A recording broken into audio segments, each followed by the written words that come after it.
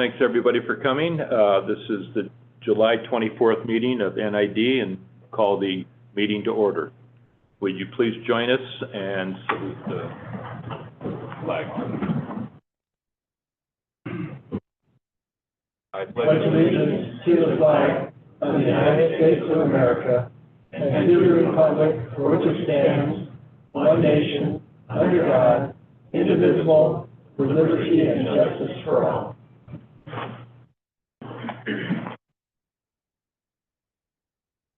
Roll call, please. Division 1. Here. Division 2. Here. Division 3. Here. Division 4. Here. Division 5. Here. All right, so now we have public comment for items that are not, get this. We have public comment for items that are not on the agenda. I don't have the screen for our online people. Any? No one's raising their hand. Any public comment? Okay, so public comment is closed. Go to special orders, and this is a resolution of appreciation upon retirement for Wade Townsend. It's a resolution number.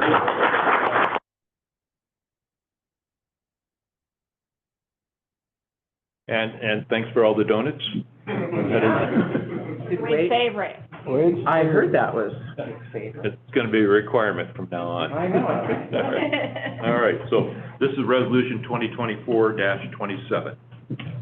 Okay, so thank you, board, staff, members of the public. Doug Roderick, Director of Engineering. I'm here today to recognize Wade Townsend's almost 29 years of service.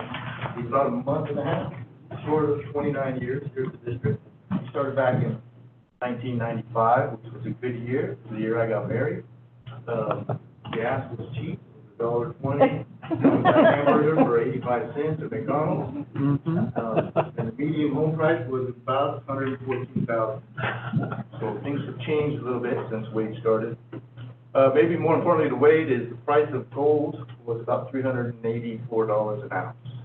So Wade has a mining claim that he likes to spend time at, so Yeah. you might find it interesting. So again, he started back in 95. In April of 99, he transferred to the engineering department from maintenance. He originally started as a utility worker.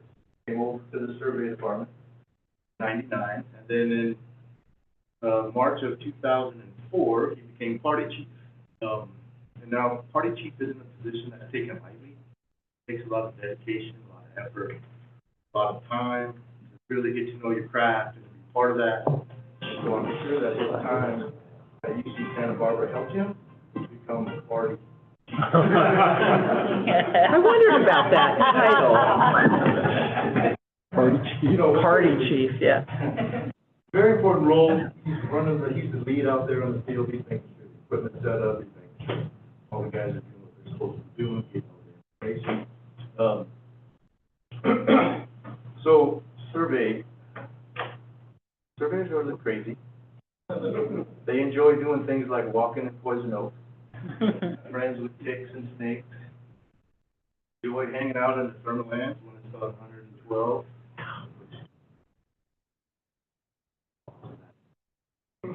Yeah. But seriously, very important part, right? The surveyors are like the first phase of our design. So we put something on paper, they got to go out and get all the field information, get it back, part of that process, put it all together, get all the properties, etc. Give it to us, and that's the design portion for them. So they're like the first piece in the cog of making sure that the projects that we do, and we've probably done for hundreds of them, survey projects to ensure that the community gets reliable water, right? And so they are the first piece into that puzzle that happens. They're also very important with safety. Basically, we talk about later, but the dam safety program, survey guys go out and do the monitoring out there. I've seen Wade and Barry hanging on rocks over the South Bowman Dam, trying to get the shot, making sure that those dams stay in the same location that they were last year. from the year before, right? Right. From the year before. So, Because they're not moving. very important, very important. And then, of course, you need to know where something's at. Waco. Waco, by the way, is affectionately called by some folks. Been everywhere. He's probably walked most of the facilities that we have, which you know are hundreds of miles long. So he knows where things are at. He can tell you how to get there, where to get there, what you need to do to get there, who you need to wave at, or who you need to get there. Because they, as a surveyor, they get to enjoy some of the finer things out there. Including the property owner that may or may not have achieved in clearing a tree or cutting through a bush to get a line of sight. So, I've seen Wade come in, just beat the heck, sweat dripping, looks like he just been run over. Miserable, out there getting the information that we need. Easy for us, I just draw with a circle on the map. I need information right here, then he goes out and does all his stuff, comes back, and I sit in my office and wait. So, I'm seeing him do it, and the next day, here he is, doing the same thing again. Much appreciated. We'll have to admit that it's gonna be quieter. You know when Wade's in the room, or in the building, or in the parking lot. You hear him, he's either talking, or he's laughing, or trying to crack a joke. On occasion, he tries to sing, including today. Thank goodness it didn't. With the day job, bringing to the. But no, like I said, you always know when he's around. I think he's gonna be spending time locally. Got family here, got a son that works for the district, Cameron, watershed group. He enjoys his mining claims, so he's gonna spend more time along the river doing that. Gold is a little pricier now than it was back then, so hopefully he can have fun and make a little money doing it at the same time. Matt Crow, which is our old surveyor, would also like to make a comment. I'll go ahead and let him do that.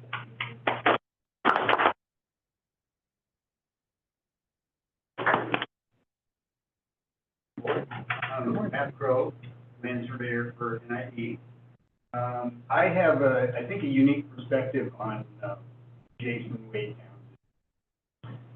Prior to my employ at NID, we were both owner builders. We spent the better part of 2 years in houses. It was Wade. And I can remember April, thereabouts 1999. At that point, I was employed as a survey technician, drafting technician, engineering technician, whatever the time. And I had a bit of experience doing the survey work.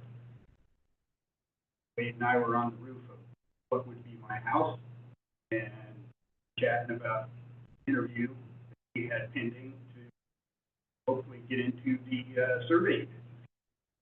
And so I shared a textbook or two with him and gave him a couple of years. But for the most part, that was the first professional interaction that I had with Wade. And about a year later, I hired on it as drafting technician, aids on to support the surveying and drafting handoff of information.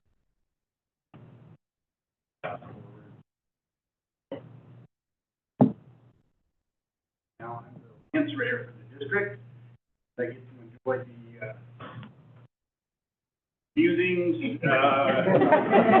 musical styling, and the professionalism and the intensity that Wade can bring to a task. Standing on the side of a hill in 100 degrees and you're packing all of man or poison oak, but you got to find the corner. The person that has to actually stamp the map that the outcome of this or hand it off to the engineers so they can stamp it. There's a certain amount of integrity that you need to rely upon. Somebody that in 1999 really didn't have the had an English degree from UCC in Barbara.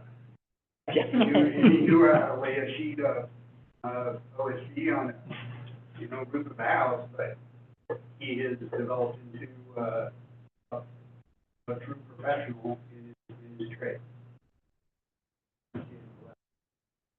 Working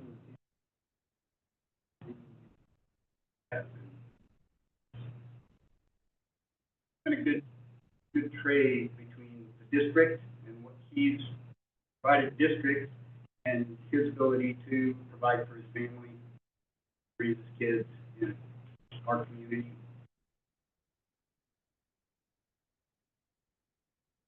Our community.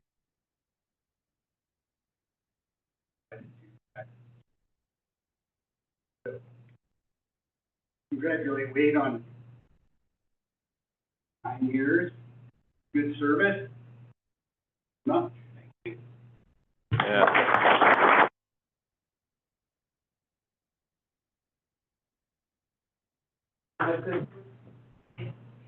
This is a retiree that worked many, many years with me.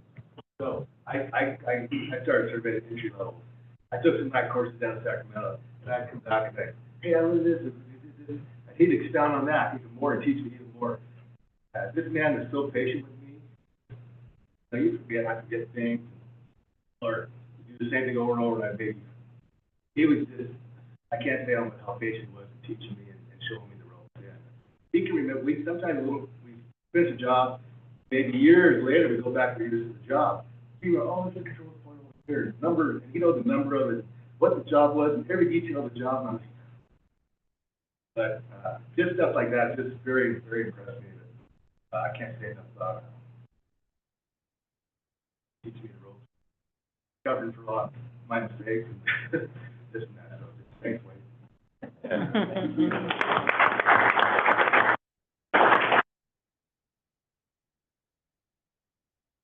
Wade, would you like to say something? Sure.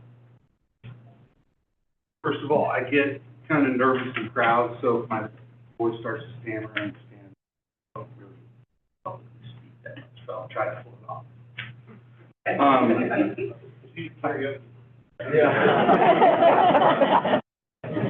Calm down. Here we go.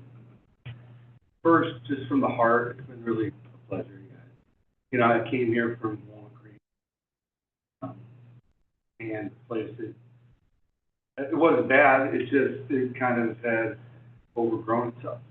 And the ability for a man to work and raise a family and had kind of slipped away. It had fallen to the market of housing and just wasn't doable. I had a cousin, have a cousin, who was the sheriff of Sierra County, really nice.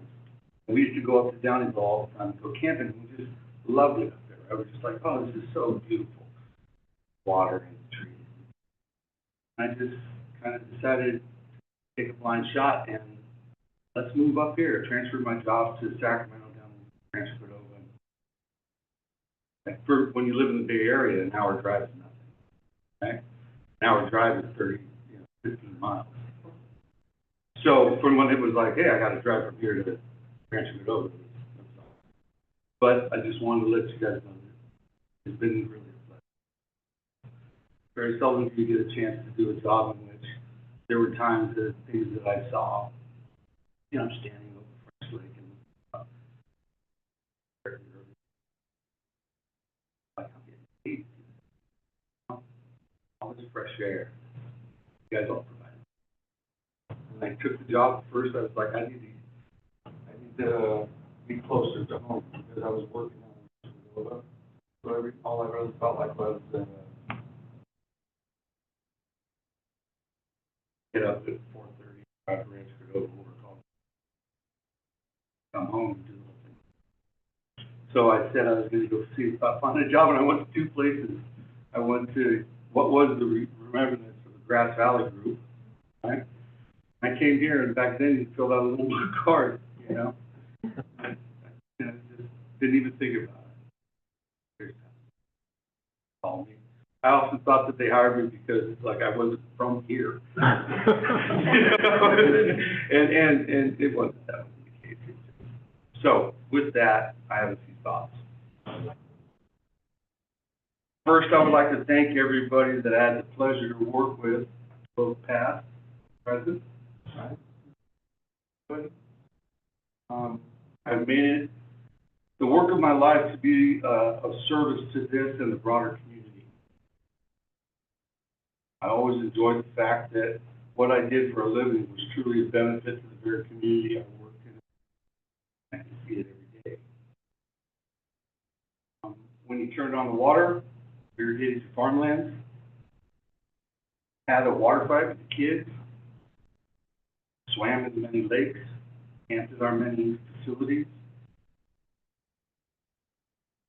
that we as NID provided. I was part of that reliable source and essential service to everyone in the great region. Just make money? No. Doesn't fill you. But this did. That's a good thing, right? This is something to take pride in, and I always have, and I always did, and always felt like I was representing not only the district at large, but also the community that I was working in. People who would come up and ask me questions. I was their representative. The security, stability, and assurance that this job provided me and my family can't be understated. We were never going to own Learjets. We were never going to own islands. We didn't have a boat.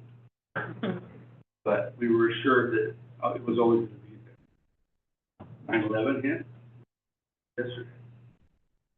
This jobs to the public did not change. It didn't change. Job to do. Subprime mortgage, collapse, change. You got to make sure that everything was still there and people. That's a lot. COVID-19. I had to drive around with our little essential services. Right? We were essential to people. That's true. It's true. No change. I want to thank all of you for that. I moved to Nevada County 30 years ago and never looked back. I had family and friends, and I still do. And I love them dearly, but my life wasn't going to be there.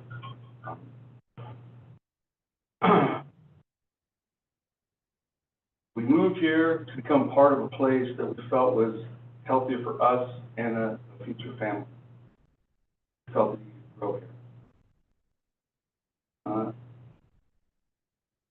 tell you now, after 30 years, it's the best decision I ever made in my life. Two things I hold most in pride: children.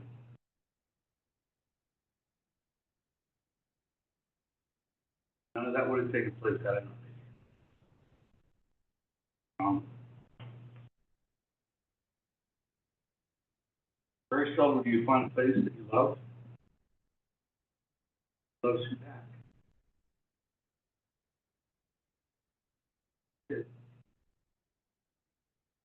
Everything to the employees we have here, they are the backbone, representation of the district as a whole. Please remember that when you continue to take care of them, take care of our constituents.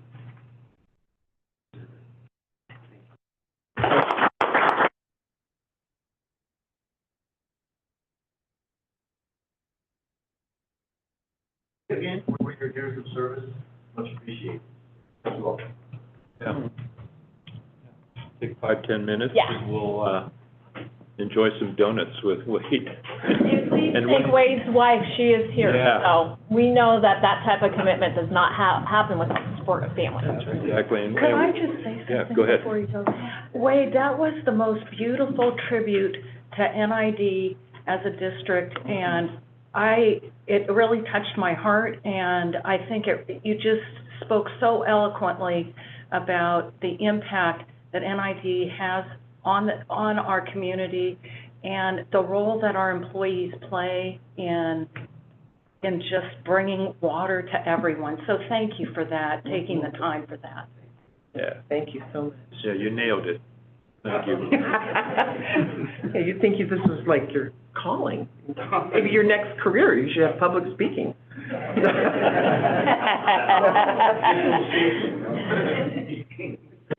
So I think Chip wants us to buy you a beer at the next karaoke thing, right? Okay, That could be it. Well, we're going to adjourn. recess. Somebody want to do that again? Yeah, so this is our review of our quarterly investments. And we have Michael from PFM with us, and there he is. So I'm going to turn it over to him, and he will review our portfolio for the quarter. Yes, thank you so much. And I'm sorry that I didn't get a chance to be in the room and celebrate the individual that was retiring. It sounded like a nice send-off, and it's kind of a neat thing to watch when you see a community like that and such support for an organization. So that was a nice tribute. Anyway, thanks for having me. And I will share my screen. Am I already sharing? Probably not. Not yet. Okay, let me know if you can see my screen. Yes. Yes. Excellent. Okay. Well, we'll jump right to it, I guess, with the current market themes. Typically, each quarter, we see a trend in the market, in the economy. And with this report, we'll start with the market update, which is what I'm doing here. And we tend to see a theme in the quarter. And the theme that we saw between March and the end of June is really one of moderation as we kind of reflect on the Fed's dual mandate of moderate inflation and stable and maximum employment in the market. So moderation has been the theme there. We see some containment with inflation as it continues to come down from its peak in 2022 and approach the Fed's mandated, preferred gauge at 2% target inflation rate. We also see the labor market coming into better balance. We'll look at that in just a moment. We see some revisions to the Fed expectations for the year, which I think we touched on back in March, but that's been kind of confirmed. We haven't seen any rate increases as we expected coming into the year. We're now still seeing about 1 or 2 rate cuts through the end of 2024. So as that said, despite the expectation of lower rates, there was a slight increase in interest rates across the yield curve, which we'll talk about again in just a moment, as the expectation of interest rate cuts has been deferred a bit until there's better containment and confirmation that inflation's under control. So looking at that first mandate the Fed has, we have an inflation rate. We're looking at core inflation on this first slide. Core inflation is measured by both consumer price index and personal consumption expenditures. The Fed tends to focus on the yellow line because it's a more holistic approach to their view on inflation.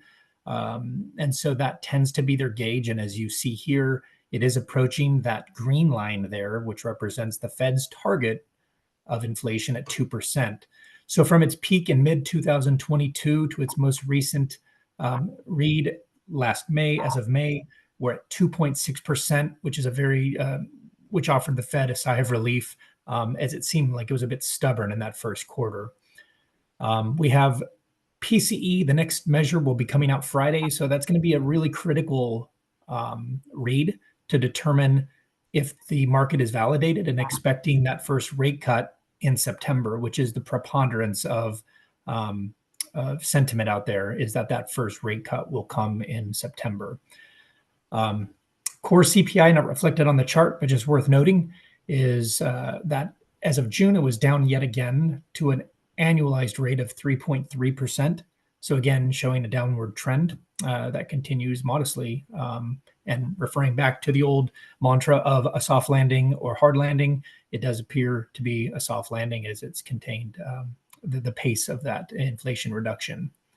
I would be remiss if I didn't point out that these are core figures, and core data strips out energy and food prices because of the volatility of those commodities.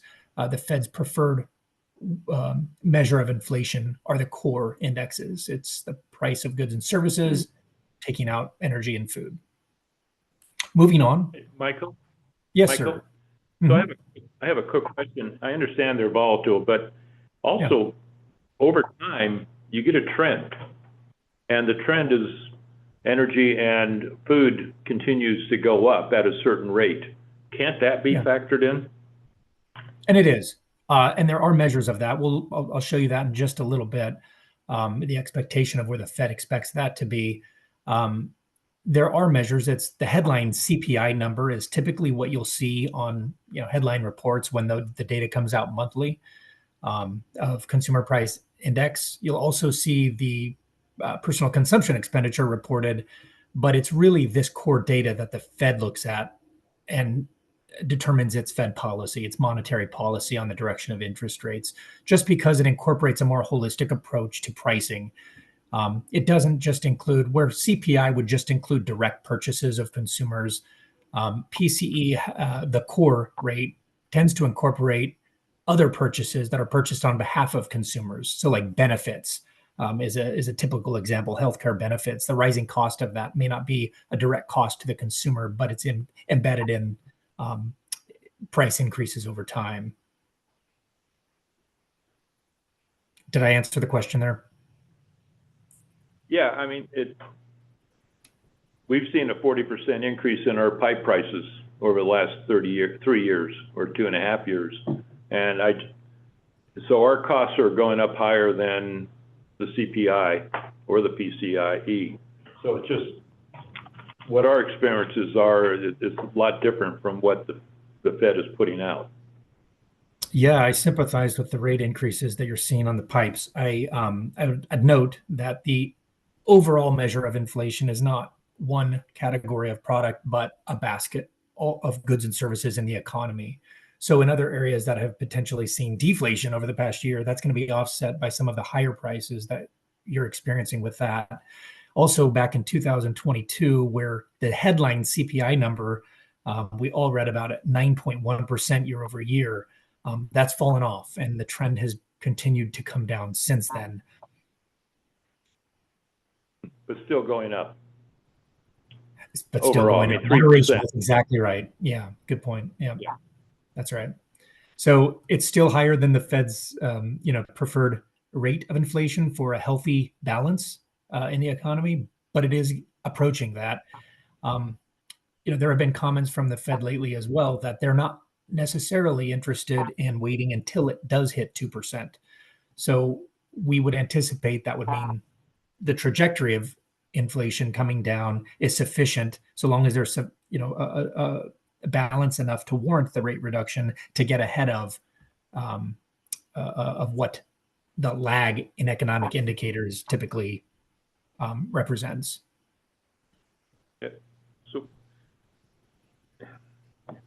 I was going to get into disproportionate buying, but I think the Fed is seeing that there's a softening in the economy, and they're trying to get ahead of it. That's right. Yeah, I agree with that.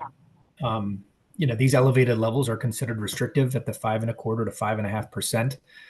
Some of us, I was young, wasn't paying attention to it then, but I've certainly read about it and understand that back in the early 80s, inflation was, rampant, out of control. We're not at those levels, but over the past 20 years, 5.25% to 5.5% is relatively high. So we believe that to be on the higher end of where we'll see rates for some time, particularly at these restrictive levels, and are starting to see the numbers curtail. Thank you. Okay. Sure. Thanks for the question. Feel free to interrupt. I like a good dialogue about this. Oops. So as we kind of move forward, looking at the second part of the equation that the Fed focuses on, which is of their dual mandate, which is labor and wages. Another area of softening in the last quarter, we saw monthly jobs average around 177,000 per month.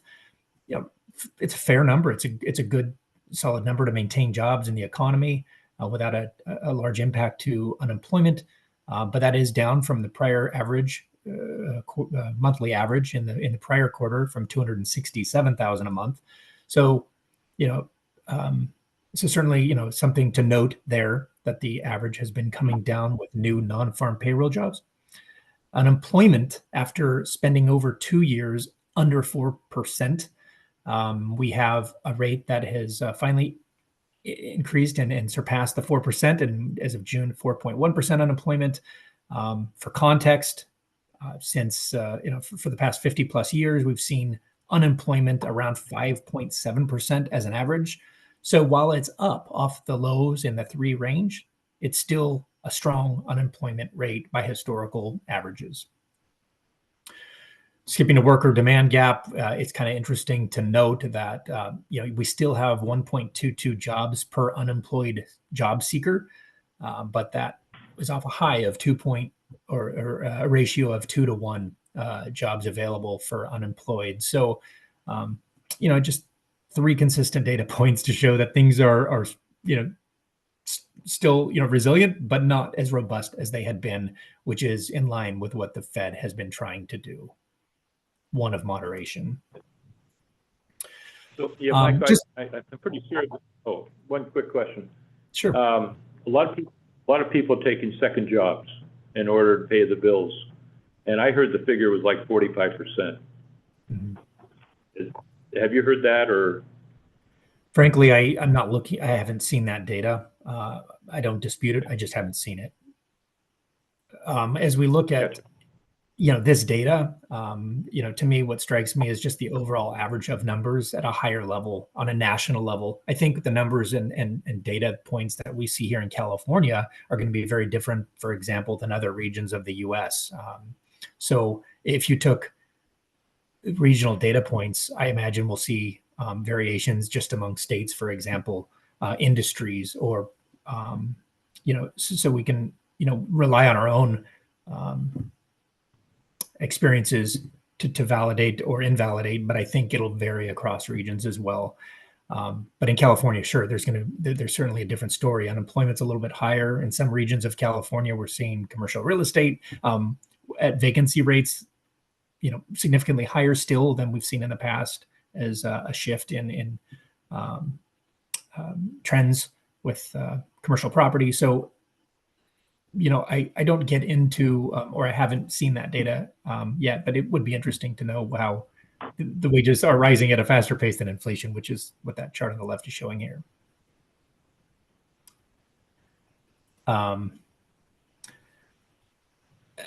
So yes, the wages and salaries have outpaced since 2019, have outpaced inflation despite the rampant inflation. And again, to your point, it may be for other means, other second jobs or wages in themselves.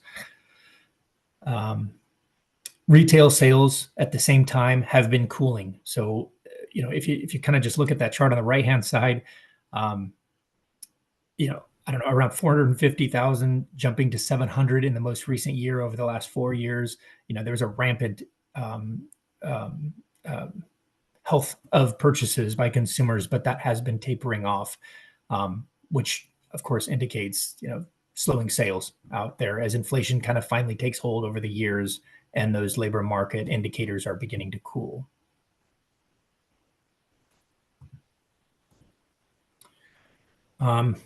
We like to show what the Fed is thinking. This is directly from the Federal Reserve, their economic projections that are released every other meeting approximately.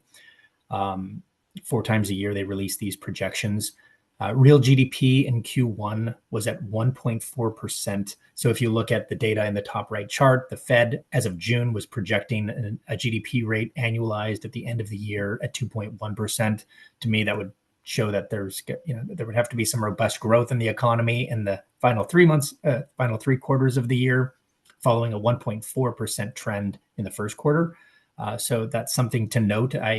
In my own opinion, I think there may be a revision here at the 2.1% projection, but we'll see. Unemployment rate, we've already exceeded the 4.0 projection of that 4% dark line here as of the projection in June. So I would be curious to know if they're going to revise that as well, since we've already worked through that 4.0% level. Again, we can speak to inflation here at 2.6%. We'll get PCE numbers on Friday. I believe it's Friday. So again, that'll be something to note. But their projections for the year, 2.6%. And on a core level, we're already there. As long as that's trending down to 2%, that'll be, a good sign, at least for the Fed, if we want interest rates to be reduced. Their own expectations of federal funds rate, 5.1 reflects right in the middle of a 1/4 point decrease by end of year. So the Fed is projecting 1 rate reduction with maybe 4 in 2025 to follow. So they've increased projections for 2025, and they expect by the end of that year, Fed funds rate will fall at 4.1%. The yield curve is just it's just a remarkable thing to see with this inverted yield curve where you have short-term rates in the 3 to 2 year range higher than rates in the 2 to 30 year range. That's been inverted for over 2 years, and it typically is not inverted for an extended period of time like that. But again, I think it speaks to these higher levels of interest rates we're seeing on the short end for the Fed to curtail economic overheating. And when we see rate reductions from the Federal Reserve, the strongest impact will be on the left-hand side of the chart. It'll impact those short-term rates much more directly than it will those longer-term rates, which will embed likelihood of rate changes over those period of time. So when the Fed moves its overnight benchmark rate, it's going to impact that short-term rate, again, more directly than it will the longer term. So we think as the Fed reduces rates, the yield curve will begin to normalize, and that what is showing is a 5.35% for short-term rates right now will come down below the longer-term rates extended to the right of the chart.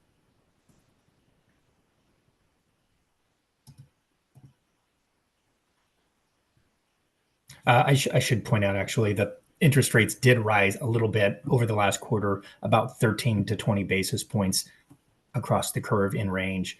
So from that dotted line in March, at the end of March, to the solid line at the end of June, that represents in any spot on this curve the amount of increase.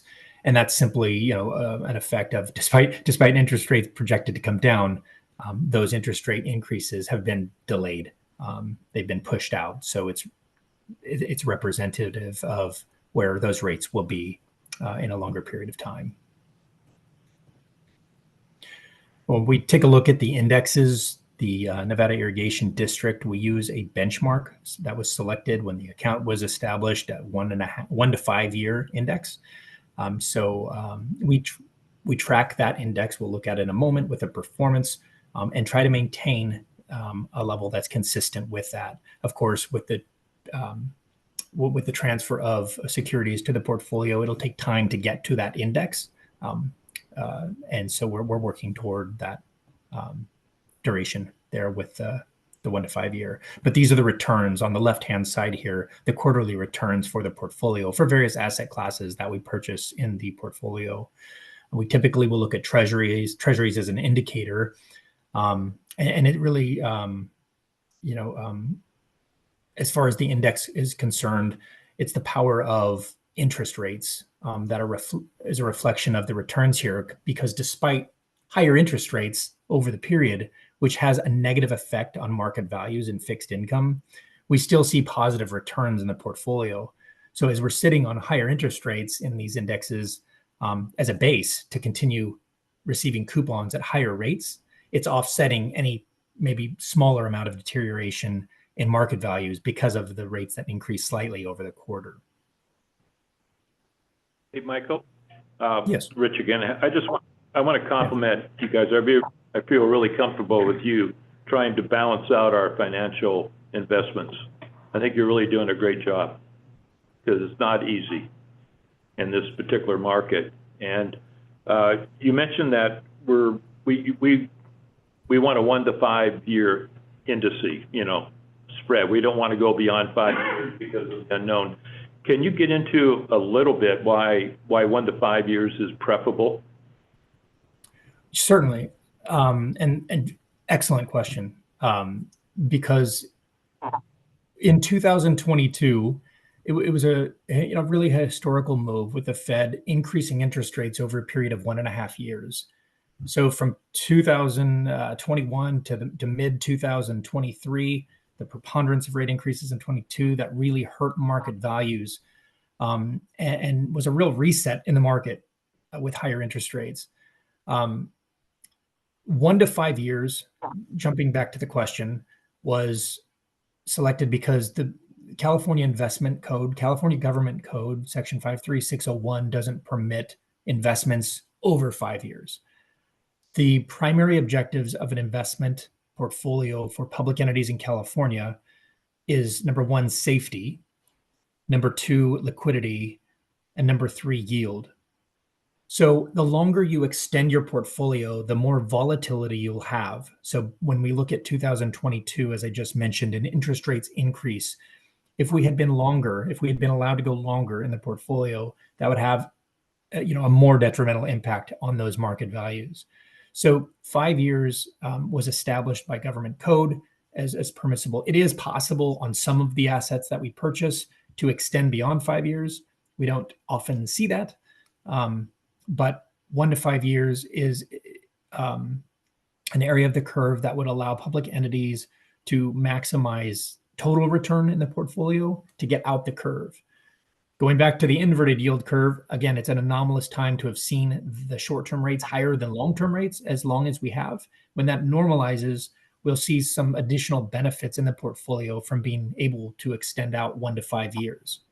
Having said that, if there are any concerns for liquidity and potential use for money in this account, it's important to know that a 1 to 5 year benchmark typically keeps maturities in the portfolio ranging between that period of time, 1 to 5 years, to be able to match the duration of that 1 to 5 year index that the portfolio is being compared to.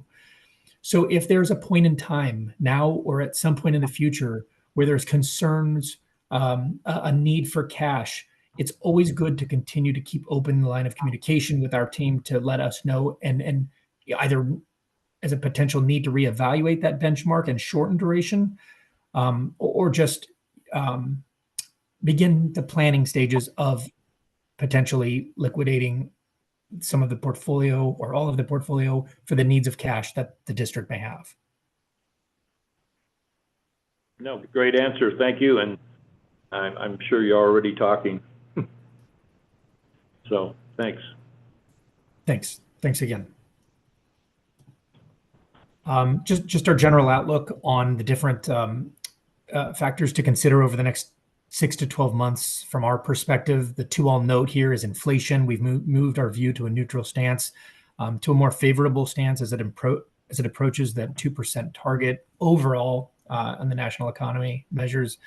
And down on the bottom center, consumer spending, we've seen that the plateau of retail sales and maybe some softening indicators in the labor market.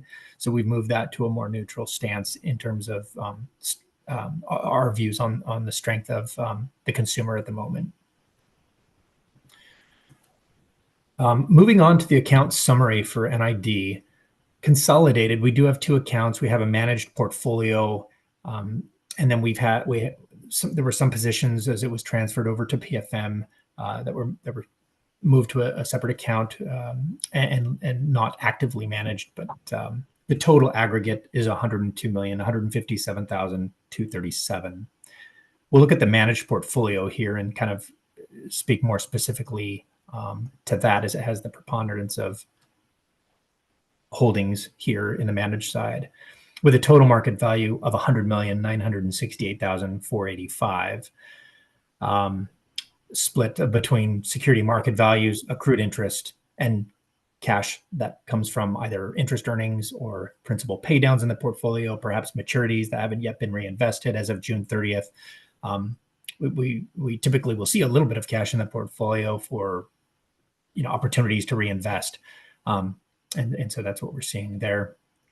The portfolio effective duration, which is the average amount of time to receive future cash flows in the portfolio of all the maturities and cash flow payments coming in, is at 1.29 years. That's actually down from 1.45% on March 31st. And so it worked a little bit opposite from what we'd like to see in the portfolio, getting the duration to its 2.52 year duration target, which is the 1 to 5 year index. It came down in large part because we're selectively managing the portfolio that had been in position as it was transferred to us. We're making strategic sales where it makes sense to be able to reposition the portfolio into products with higher yields, better spread, and try to strategically get to that 2.52 year duration, which eventually we'll see over time occur. If all the bonds in the portfolio were to mature, the yield at cost in the portfolio on average is a 1.66, which is up from the last quarter of 1.61. So as we're able to reinvest securities that are held in the portfolio, purchased over time, we'll be able to continue seeing that number rise as well. Kind of jumping to sector allocation to asset classes are fairly consistent with the prior quarter. There hasn't been a lot of move, but one thing I'll note is that federal agencies, there has been a sale of one, I think it was a maturity of another, and we're finding opportunities in agency CMBS. So as opposed to holding just standard bullet agencies, which are traditional bonds that mature on a given date, we're looking at the CMBS space because it has shorter duration, it has higher spread from treasuries, which is better return, and they still get the benefit of the guarantee and the backing of the government agencies and GSEs. So we are really favoring that in 2024, where there's been issuance short-term, 5 years and under.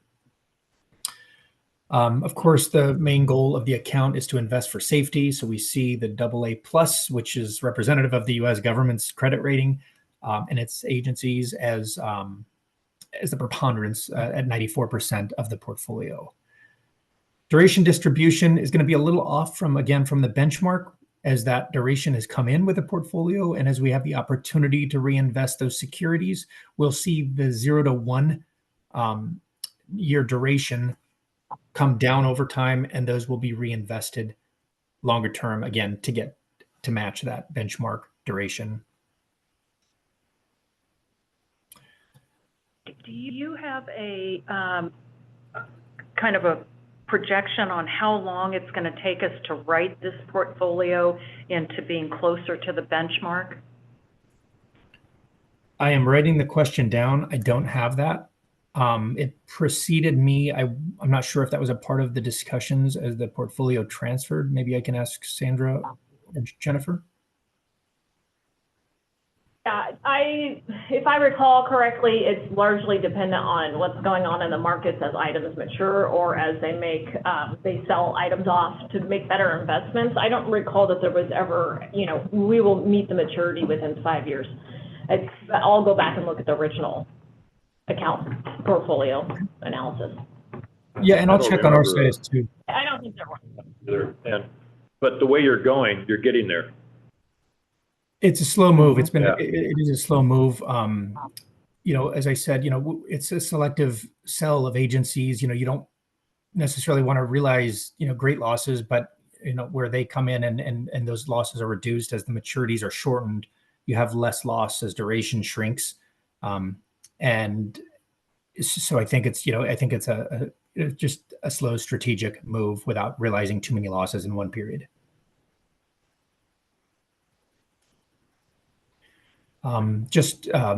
We'll include here an issuer diversification chart.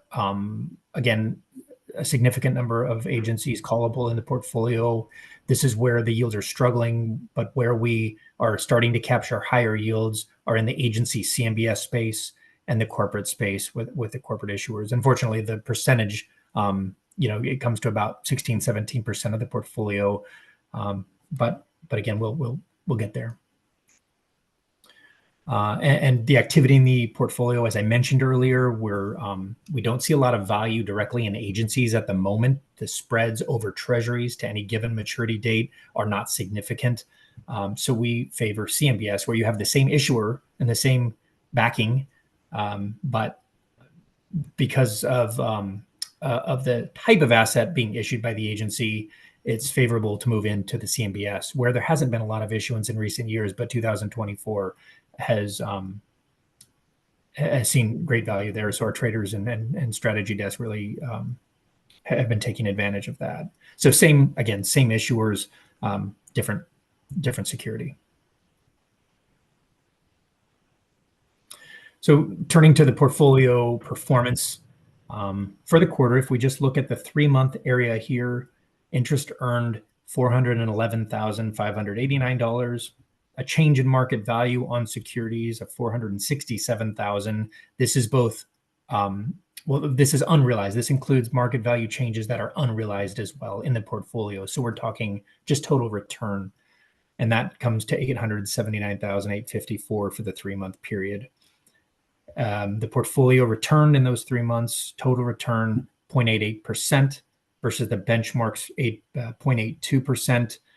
After fees, we're at 0.86%, beating the benchmark by about 4 basis points, 0.04%. And for the year, we've seen also an outperformance of the benchmark, net of fee return at a 4.89% for the year versus the benchmark 4.16%. A return over benchmark of 0.73%. Looking at strictly earnings, the earnings on the account and the from an accrual basis standpoint, we have interest earned, same number we just saw, $411,589. We did sell an agency in the portfolio over the quarter, taking a loss of $20,920 because the benefit of reinvesting that particular position strategic to the portfolio outweighed the loss here. We will accrue more in the interest on that particular security. So we did realize a loss there. And then adding the change in amortized costs, we have total earnings for the period of $402,000. And over the course of the year, $1,180,000. As this portfolio has more history, of course, we'll be able to add more information to this chart for you as well. For me, I'll stop here. That would be the conclusion of my presentation, and I'm happy to continue taking other questions.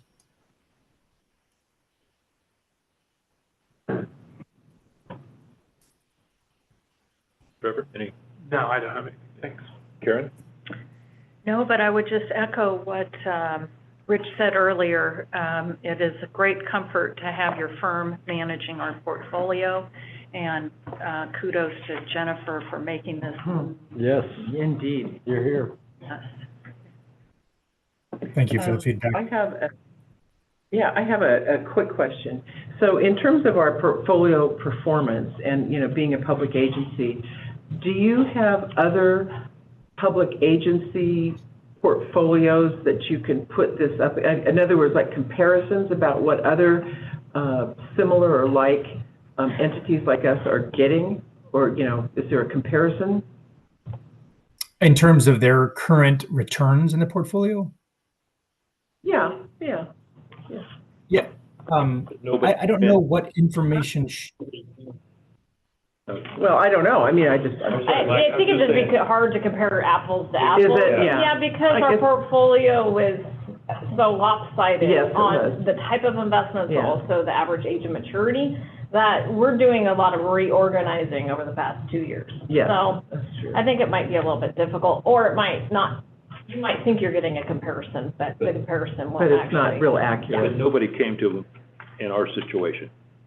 Well, and who knows? I mean, we don't know where they came from or what they did, or. Yeah, there's no way we can. Well, I also echo everybody. I thank you very much for the good job that you're doing. It's impressive, and I'm delighted to see it. Yeah, thanks for the comments. And was that Jennifer that mentioned the differences in the different portfolios and strategies and where you're starting from? It was also a unique time with the move in interest rates at the same time that we're that we began to manage the portfolio in the middle of all of that. So I'm not sure that a comparison would be direct in any case, but I can say that the 1 to 5 year benchmark that's being used, as long as there is no additional liquidity anticipation needed from the portfolio, I think that's something that we, if there was, we would want to address any cash flow needs from the portfolio. If not, 1 to 5 years as a reserve portfolio for investments is I would say a fairly common index to use. There are others that might want to see more liquidity, and we have those discussions and maybe shorten that up, incorporating maybe short-term securities, 0 to 1 year as part of the portfolio. But it is, as it is now, I haven't received that indication that there might be cash needed. So, but again, an important conversation if it's needed to be had. I'd just like to restate that, from our audit, we increased our net cash position last year by $16.8 million. And a lot of that goes to our management tightening our belts and also to your investment. So thank you for your part. Thank you for letting us know.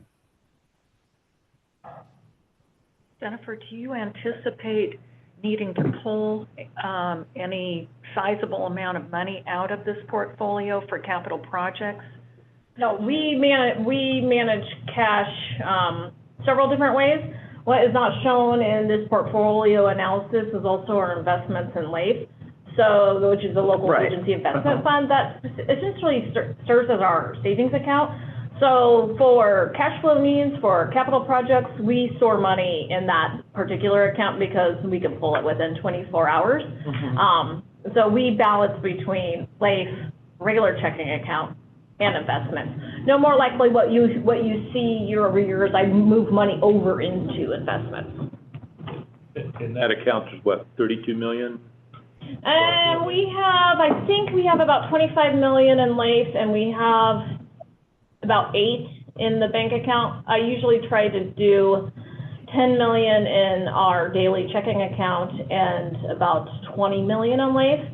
And we have some big payments due. I'll likely be moving some more cash over. We manage cash on a weekly basis, so we constantly look at what we have coming up. We do year projections. We spend a lot of money in the summertime due to capital projects, so we manage it on a weekly basis. So we're on top of it. What a much better position we're in now than 3 years ago. Yeah, and I'm really cheap, so I like We like that. that you're really cheap. Looking up. So, yeah. Thanks to everybody. Chris? I would just comment about, Ricky and I looked at each other when we heard the $879,000 number. I think, in my perspective, I don't know how to compare that to anything, but it sounds great. Oh, we're doing well with our, It seems like it's great. My gut says it sounds great. I have nothing to know. But, the market and wish the it was interest yours. rates and things. No, that's fine. I'm cheap too. But it just sounded really good. Yeah. Well, and again, that's, So- that 879 on the portfolio performance is, that does include unrealized gains and losses. It's just a way to look at, the movement of market value over time in the portfolio. Right. But it's better to see a positive number than the negative, of course, just to know. And that's supported by overall expectations of those interest rates coming down. All of these securities in the portfolio are fixed income. So that means when rates come down, that's going to help market values go up. And I think that'll continue to show in this line here, in the change in market value. Excellent. Michael, thank you. thank you, Michael. Thank you, Michael. Thank you all. Have a good day. Yeah, you as well. Thanks for having me. Okay. So we'll go to the consent agenda. I'll move to accept the consent agenda. I'll second. All right, any public comment? Any director's comment? All right, roll call, please. Division 2, Aye. Division 3, Aye. Division 4, Aye. Division 1, Aye. Division 5. Yes. Almost. All right, workshop. PG&E, thank you. Brandon, Paul, thank you for your patience. And so we're to the PG&E update. Yeah. This is a workshop. We have both Seth and we have Eric here, so Seth, you looks like you're gonna start us out. Good morning, NID Board. I'm Seth Perez. I'm a strategic agreement consultant for PG&E. I'm here with my colleagues, Brandon, Paul, and Eric. We're here to give an operational update of the projects we have at Spa 1 and the South People Pipe, and also to answer any questions you may have or that folks may have. I'll let Eric get us into an operational update, and we'll go from there. All right, thank you. So thanks for the opportunity to come here again, I appreciate it. Do I need to do anything? Yes, please. Yeah, and pull it closer. Yeah. All right. Thanks, Eric. Put your view on.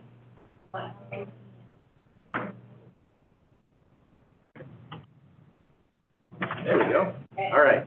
Okay, thanks, everybody. Appreciate the tech help.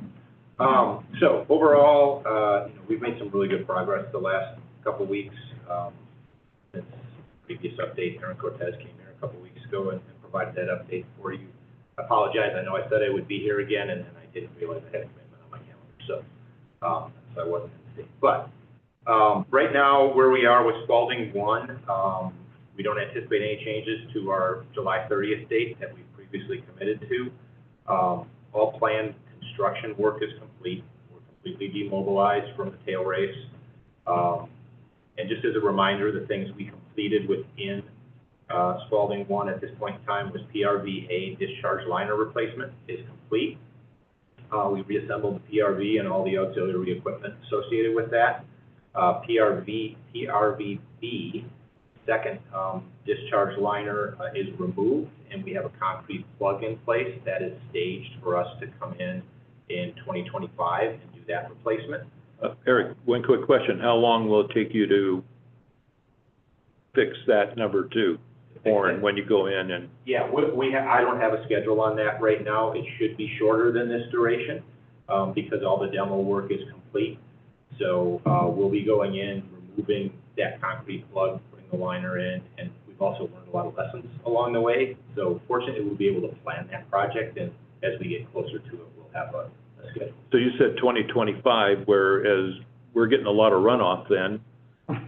We would like to have it in 2024. I don't know that that's true. Yeah, well, there's a lot of water operational considerations with moving Okay. water between us and PCWA, so we're still working out some of those details on the background. But you're committed to doing it at the most opportune time for us. Yeah, and it's being coordinated, like Jennifer said, with NID and PCWA. So we're not doing this in a vacuum. No. So we'll have the opportunity to help. When you work on the second horn, can you still get water through the first? No. So Because water will be completely cut off? In order to do that work, we have to drain the tail race and put people in that tail race, and that's the only way water goes through there. Okay. So that's just the physics of it. Outage, because it will be an outage. Yeah, it'll be an outage. It'll be shorter than this one. But, we don't have the detailed schedule worked out yet. We just literally pulled out, so now we'll start working on planning that work. The good thing is, we're actually able to plan that work, right? I mean, when I came in last time, I talked about how this was, we had the problem, we mobilized the contractor, and we planned as we went, and designed as we went. We got approval from FERC as we went, et cetera, along the way. So, we should be in a much better position. When do we know, how soon? Another month or 2 months, 3 months before we find out when that work will start? We'll report back. We're still doing some coordination right now. We have our hands full with the first horse. Okay. Well, but you can understand our anxiety at the board level. We've just been through this, and just to say it's going to be repaired in 2025 is pretty open-ended. Yeah, it's going to take careful consideration. There's a lot going on with moving water to also make sure PCWA isn't running dry, making sure we take advantage of when the snow is actually melting or not melting to move water through. So we're working on those numbers, but it does take an analysis, and that's just not complete yet. And it's not just a PG&E issue. No, it's coordination with. Yeah, it's just a lot of coordination, and then you also have to take consideration of, when you're working and how you can get access to the site. No. We don't want a lot of stops and starts due to Right. snow.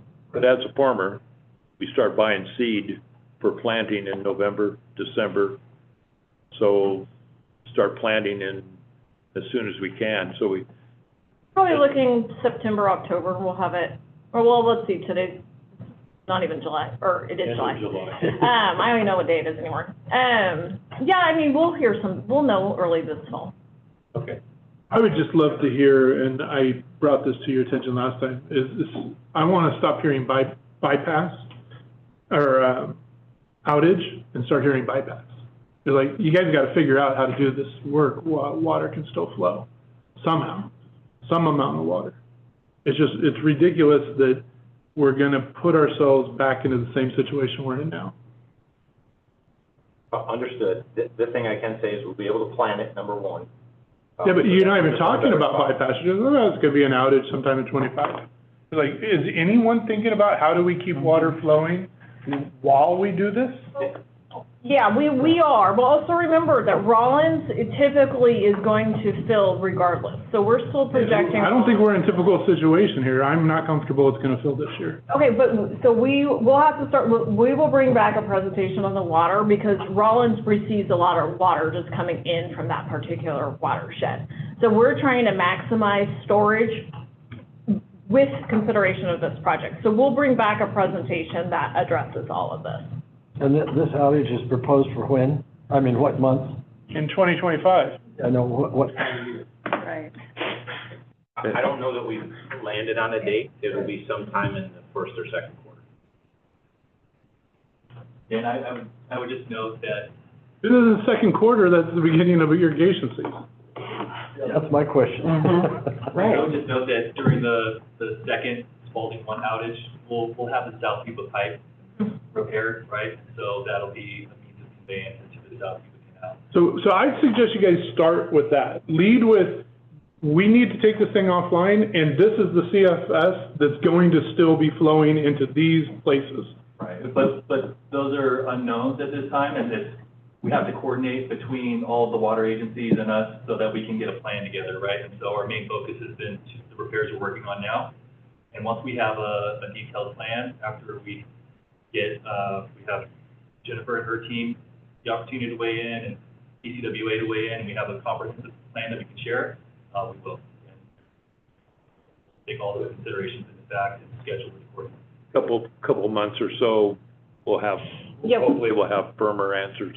Yeah, so I think one of the things that we have our hands full right now with juggling water and with the starts and stops going on with testing through the Spalding 1 work and moving water to the South Yuba Canal. We're just in a really tough period for probably about 3 weeks, trying to get powerhouses back up and running. We will refocus back on the second horn as soon as we get through this.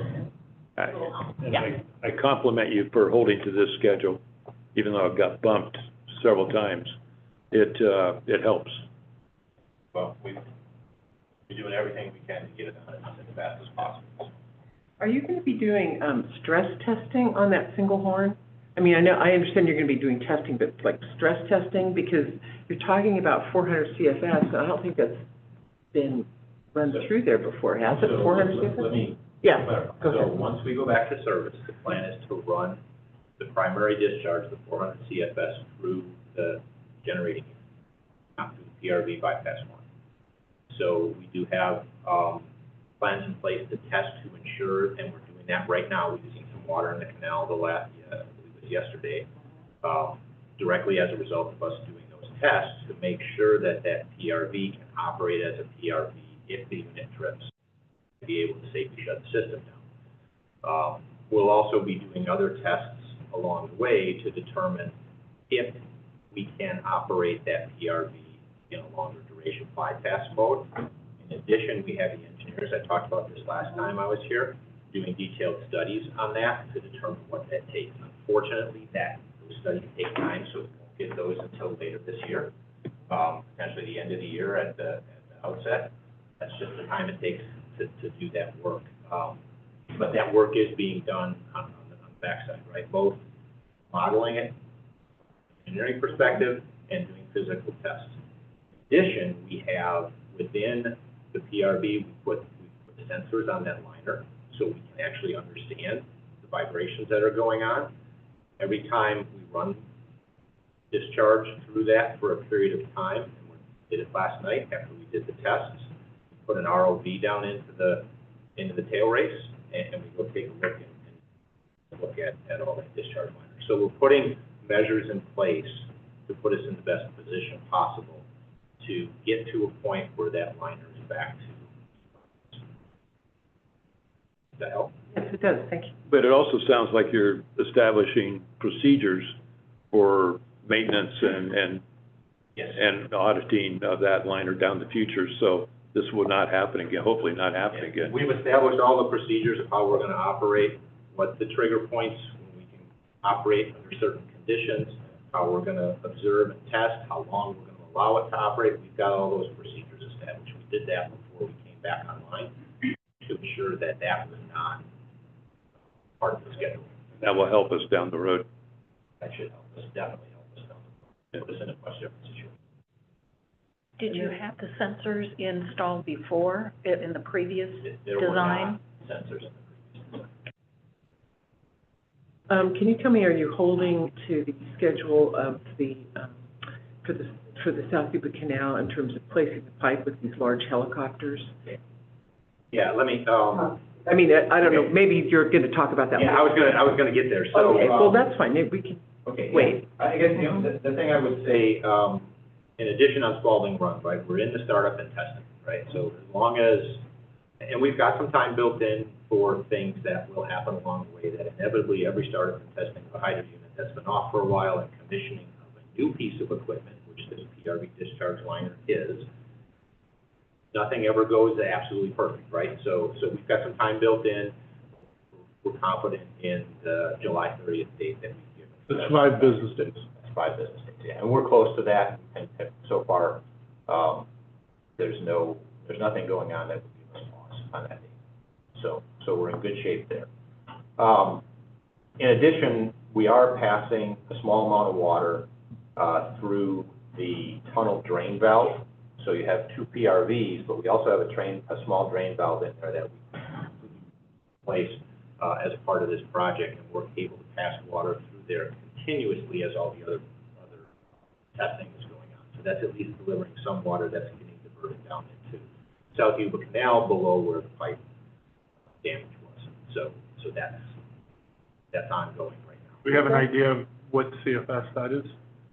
Is It that the way you changes, so this said it situation is yesterday? Oh. extremely dynamic. It changes from morning to night, depending on what testing. Right now, that bypass pipe is 25 feet. Yeah, it was 26 this morning. But that's, I do caution, if you are curious, just call, because it literally changes all day long. But that was a little extra chip needed and the gang and the crew to get us out of rotation. Yes, that enabled us to get us out of rotation, shut down some of the emergency pumps. We still have a couple running, but it is helping the situation with the cascade. It is. So we have water getting to the, Yeah, we have a little bit of water getting into the cascade now. We are thinking we're gonna get, what we've heard from, your operators is we might get up to 40 CFS this afternoon or this evening. okay. And we have a little bit of water going into Rollins, but the situation, it's probably changed since I talked to them Right. this morning. Right. So, always ask for the most up-to-date information, and then just know it's probably changed as soon as I hang up the phone. Mhm. And as we go through the testing process, right, it's wet testing, which means we're passing water testing to make sure the equipment, is all, especially the hydro unit, which has sat there for a long time, right? You can do all you want on the dry testing, but till you actually turn it on and run it, things just pop up, that's it. Yeah, we're all struggling with firing back up the powerhouses, and that's largely to do with some of the hotter water because it's been sitting. So we've been working on that issue for the past few days. Any more questions on Spalding One, otherwise I'll move to the South Yuba Pipe. So to sum up, your wetting, your testing, and then by July 30th, it should be full on, and we're getting some bypass. Okay. By July 30th, you'll have that unit passing the 400 CFS. 400. Yeah. Plus, we're getting a little bypass to the South Yuba Canal. Filling some water over. There's some entrance flow requirements, so Yeah, okay. we'll get you, this is all still being sorted out a little bit. Gotcha. Yeah. Can we get an update at the next board meeting of when the optimal time is to have this outage? Because my assumption was it would be October 15th. Yeah, and you would think that, that would have been my original assumption too, but working with PCWA, talking to Chip more, it is I'd like to looking like. understand why it isn't October 15th. Yeah, I'm not sure we're gonna have the date pinned down by the next Well, week. I don't care what the date is, I'm asking what the optimal date would be, not when you're actually gonna do it. Yeah, we can have a conversation about it. I'd like to do it in the next board meeting, not in October. Is the rest of the board wanting that? Because we can bring it back, I'm just, we Well, that still was have The issues. question in That the next was- board meeting, I would hope that you would be prepared to answer the question. If there's a better date, and I'm not asking when you'll do it, if there's a better date to do it than October 15th for the, For NID. for NID, for the consumers, I'd like to understand why and what that date is. Because I think we should be driving their outage to serve our people, not the other way around. It isn't the other way Okay, around. well, Those are the conversations then show that it we're to me. having. I'm asking you to show it to me at the next board meeting. I guess I'm not understanding what you're asking to be shown, if you could be more explicit. Well, the water turns off on October 15th. Nobody's pulling water. Right, So that's the optimal time in my head yeah, me to too. do the outage. Right. If there's a better time, explain it to me. Why would it be better? Like, is there enough water up in the upper division that we can continue to be pooling to the lower division? Yes. That might be a reason. Mhm. Explain that to me. I see. Because we normally aren't moving a lot of water on October 15th. And there could be We more. will be still moving more water than we would normally move after October 15th. That's what I'd like to hear, is the reasoning behind it. We're Because trying to then we're read- gonna go explain it to people of why there's gonna be an outage that isn't starting the day after service gets turned off. Yeah, very legitimate question. Some of the challenges you have to keep in mind is that we're not the only user of this water. Understood. The drum canal, when they go to do the second horn, will be shut off again with minimal flows that are required for CWA and drinking water service. So, you all don't know this, but during this whole endeavor, there has been some flow in the drum canal to keep the drinking water system alive for PCWA. If you do that same scenario in the middle of winter, because the second horn will probably take into the winter months, even if you start in Sure. October, that canal is guaranteed to freeze over and you will lose that water supply. So that is a major. That's the explanation I'd like to see in On writing. top of the fact, in the middle of winter, access to Spalding is very difficult, helicopters are non-operational, there's just a whole myriad. Well, every day after October 15th, it gets worse, right? Yes, but Okay. the other, The snow's coming in December, not in October. the other advantage I see though, in pushing it out a little bit further, and maybe it's early spring, is that we get to see what kind of winter we have. We get to see how much refill we've received, and we get to manage the system appropriately based. You know, we all end all drought, we get no rain, maybe that's a different conversation between us and PG&E. Sure. When we get to that point, but I think there's some real benefits in punting it a little bit and alleviate some of the challenges and maybe some of the variables we don't know, because winter, So as a consumer, you can understand my concern pushing it out based on the continued push out of this. I understand you didn't plan for it, be a different story. But we need to come, if that's going to be the answer, that, okay, February we start, whenever the snow stops falling, February 15th. That's when we start. We better have a good story of how we, with Spalding covered in snow, how we get done before April 15th, right? or somewhere thereabouts. Or somewhere, that's what people don't want to hear. And I do look forward to, and hopefully, we do have some access to water through the South Yuba Canal, so Scotts Flat will not be in the same scenario we're in this year, potentially, if that is fully available to us. Additionally, we should be able to spill some water out of the South Yuba Canal and into the drum down below and help Rollins a little bit during the second. I appreciate that. There are some advantages, and we're learning as we go, so. So, Chip, just to sum up, there's benefits for every single date, and there's concerns for every single date that you could choose. And your hands are full right now, just getting us water, and you're doing a hell of a job with your crew. Thank you. So we may not get that answer in 3 weeks. But also, just cautionary, an outage doesn't necessarily mean any customers are gonna be impacted. So that's what Yeah. we're dealing with right now, is running the projections, seeing how fast we're gonna refill, and working with PCWA and the drinking water issues. We're just not quite there yet. Yeah, so I'm willing to, I mean, we're gonna have to see this come at us for a while too, to understand it all, so, I'm not exactly looking for an answer next week or next meeting. But I don't agree that we need to let come Yeah, I out. understand. I would But I- iterate, but I pass, said I fail, and think move it- forward. That's what engineers do. Well, we only have so much knowledge right now, That's and, why you iterate, pass, fail, and move forward. yeah, and we'll. So we get- did just hear a response to Director Mhm. Calder's question. We're gonna work the issue more, and when we get something a little bit more concrete, so we're not constantly changing the messaging, we'll bring it back. Right. Okay. I trust that that's what. Thanks, Eric. Okay, you ready to move on to Southview Pike? So, and the question was already asked, and this is going to be probably the most of the discussion here, is the fact that we've had a challenge with our helicopter, right? We lost the helicopter that we had planned that should have already moved Pike over. We have secured another helicopter for August 5th. Our aviation team has scoured everybody who's qualified. This is a very heavy lift, so not every helicopter, you can say we got helicopters sitting at that airport and these over here. It's not every helicopter that can do this.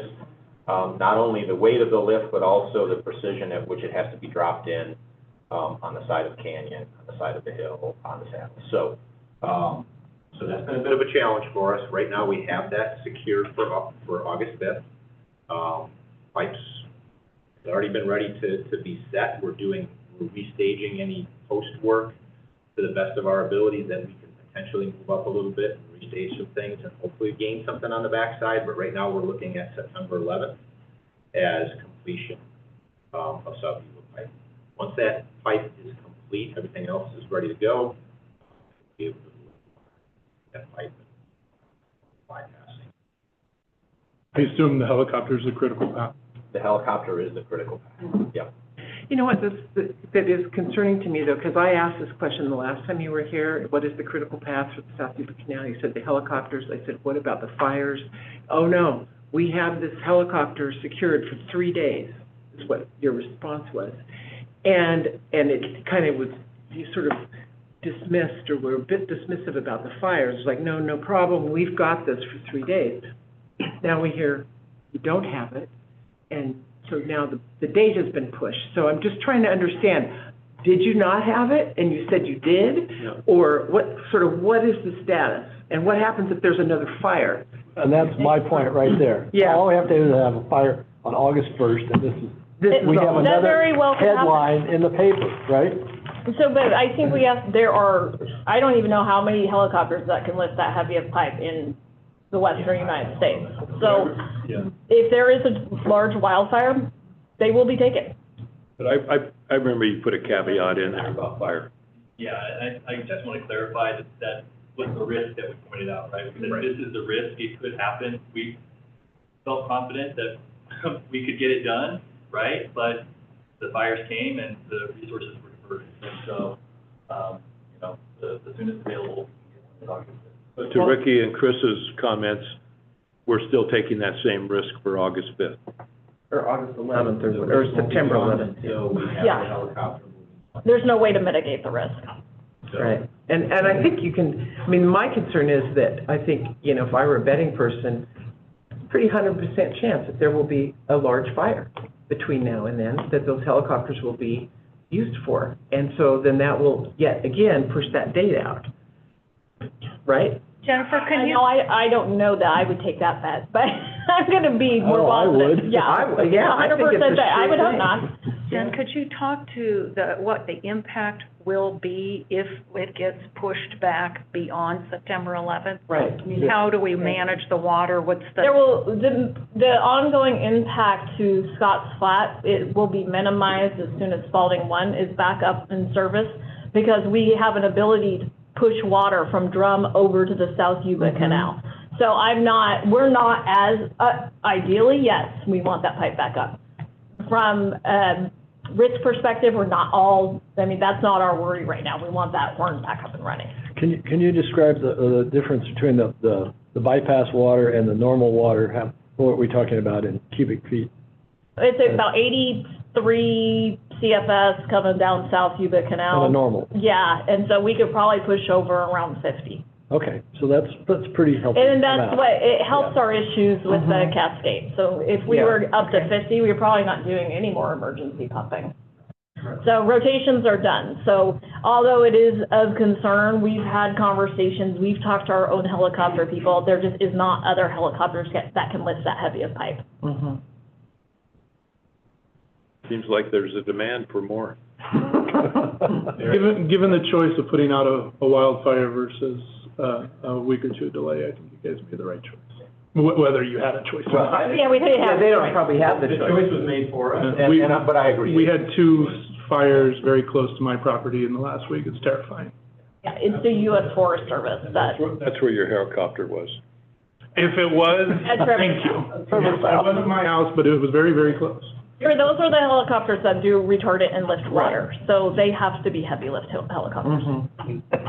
Skytrain, whatever you call those. The Chinooks that we. Oh, the Chinooks. Uh-huh. They can lift more. Yeah, I think that, I'm not as familiar with the Skytrain versus the Chinook, I'm not a helicopter expert, so I'll defer commenting on that. Well, let's hope for no fires. Okay. Okay, that's, anything else? I do have a question back to an issue that you've talked about, referenced before, which is that you'll be doing, PG&E will be doing an analysis of the root cause of these failures. And I'm wondering, I've asked in the past if NID and PCWA will be at the table for that analysis or somehow be engaged. And I haven't gotten an answer that was definitive. And so I'm wondering what the timing is for that and how we will be engaged. Yeah, that is not complete at this point. We have started and been working on that analysis. Anything that is shared out of that will be done through the coordinated operations agreement. So, we're still in that position. We've still been just focused much more on just getting. Sure, understood. It was reported that it came from a 2011 problem, and that 2011 problem wasn't repaired adequately. The last time the pipe was repaired was in 2011. That is the time the pipe was repaired, so this was put in place a very long time ago in the early 1900s. And it ran. It did great for quite a while. So that repair that happened, right, at that point in time, when it failed, when we found the leak, it was post that repair, so. Did you have emails, who authorized the repair, how that was done? You have all that records Yeah, we have records on that? I have one more question, and probably more for Chip or Jennifer.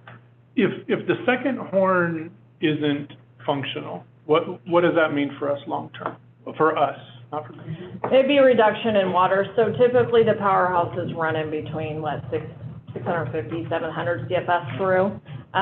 So we'd be down to 400. Okay, so that's the delta. Yeah, so say everything went to a disaster, we pushed repair the second horn till the spring.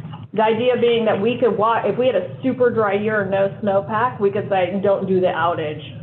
We're gonna push it again and run on that 400 instead of being out. Point of mine Amen. is if it doesn't happen on October 15th, maybe next October 15th is the right day. Which could be, but those are conversations, we have to finish fleshing it out. We have not been focused on it. It sounds like you're at least gonna think about that. We've had multiple arguments about it internally already. Appreciate it. Yeah. I like internal arguments. We've been fighting about it already, so our fight's not done yet, so. Okay. That's why I'm You not and ready to Chip report fight? back. Oh, yeah, me and Chip will, argue it out for sure. I thought everything was cool around here. No, I mean, logically, you think that it's October 15th. But then, once you start really talking it through and thinking about what happens if that, what happens if this, and then that's There's when more we're. in front of us than we know, as the public and the consumer. Yeah, That's what because we're gonna confuse everybody if we're not ready to Right. daylight it. This is part of the problem. We have lots of moving parts, and you talk to one person, they go, fortunately, we're not in a bad position with our constituents, thanks to the district, but it's hard to explain. Well, And I have a smart aleck question. How'd they get those pipes on the South Yuba Canal before helicopters? That's a great question. You know, a donkey. it's not a smart aleck, it's actually a really good In question. 1900, they had donkeys. Yeah, ahead of it, donkeys. Donkeys and sleds. Boy, how they built the pyramids, and then we might know. PG&E is great at flying helicopters everywhere these days, and they've all built all that stuff without helicopters. So that's my 2 cents. They could do it today. Well, as soon as we get through probably the next week and a half, we'll have a better idea of what is actually going on.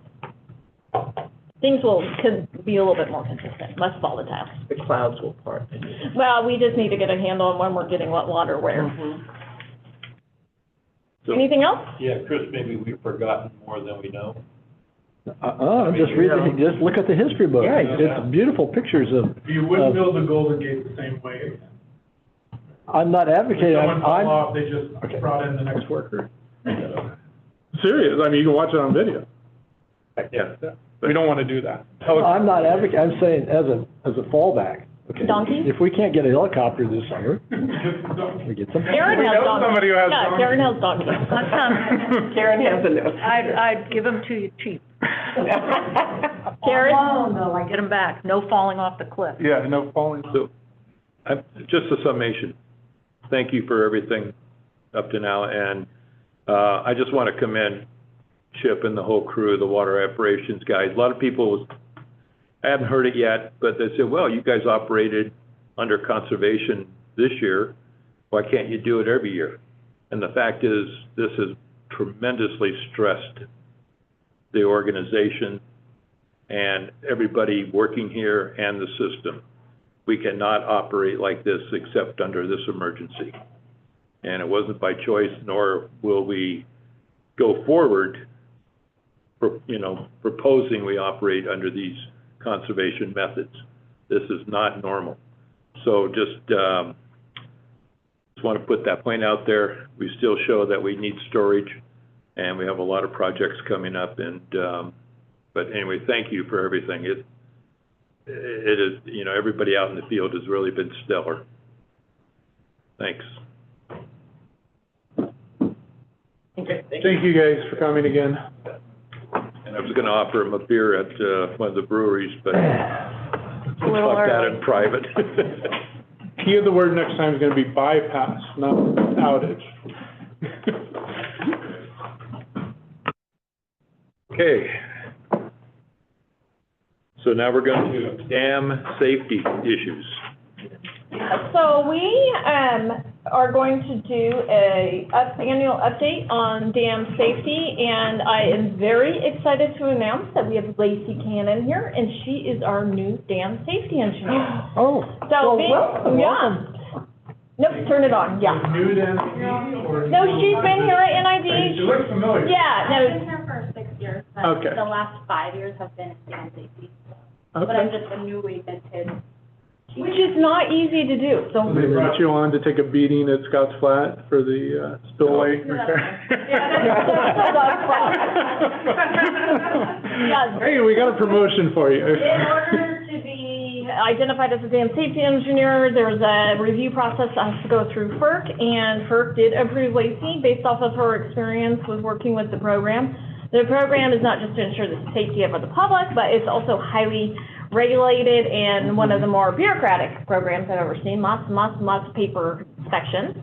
So we had an audit done by a third-party consultant, and Lacey is going to present the results of the audit. Yes, I also wanted to take this opportunity to introduce Randy Bowersock, who's on Zoom. Oh. Our dam safety program support services consultant, and I wanted to just give him a quick minute to introduce himself to the board, because he is supporting our dam safety.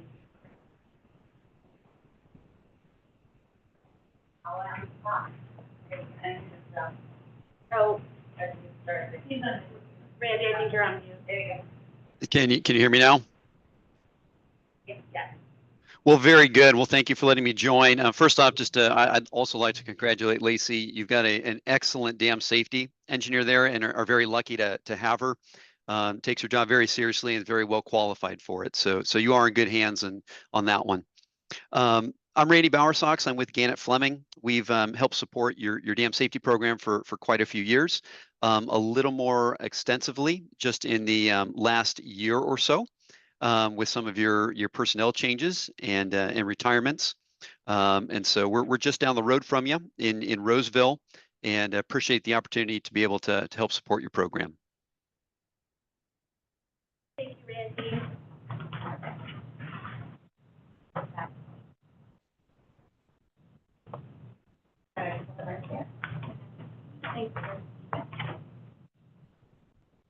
Okay, so I've invited Randy to chime in at any point during the presentation. Feels like there's something that he can add. Also, does chime in. So today.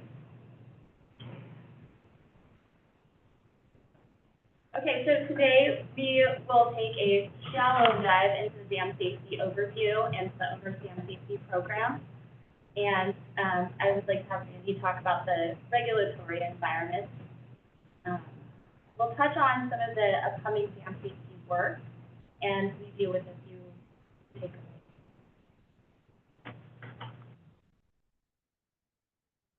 Safety overview, we'll talk about dam portfolio and just touch on some overarching dam safety statistics. So what is dam safety? So we know that the role of dams is for flood protection, water supply, hydropower, irrigation, and recreation. But as the owners of dams, NID has introduced hazards into the environment because dams are man-made threats, and they present an imbalance between sources invested in. So the main goals of dam safety are mostly and primarily to reduce the risk to life, and then also to reduce risk to property and environment.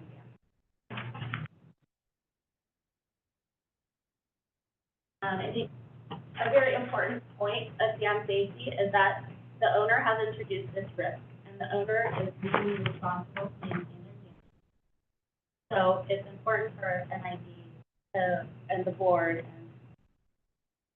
to have an awareness that state and federal laws and regulations of the state and federal laws and regulations, to be aware of proper operations and maintenance practices, rehab needs, PAC, and having qualified staff to maintain and run your dam support. And this is all to reduce the likelihood of failure and to preserve life.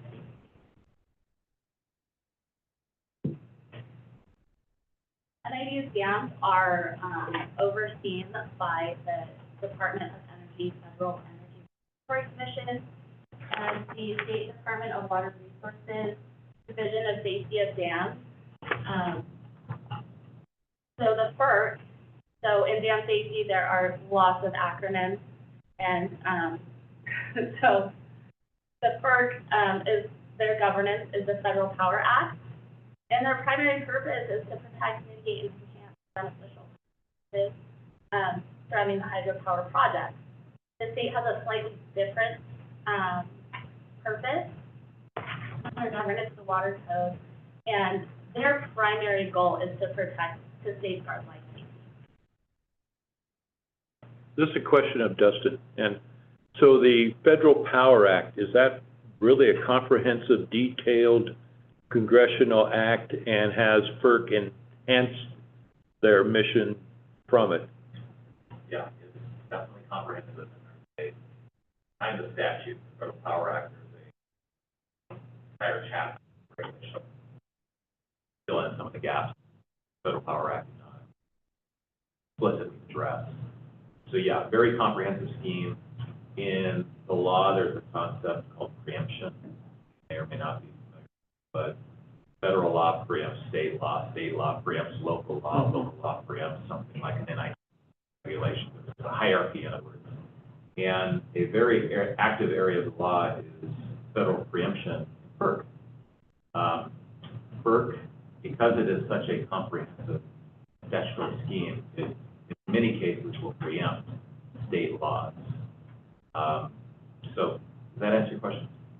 Partially, and then also have the bureaucracy enhance their, I think their powers and our responsibility.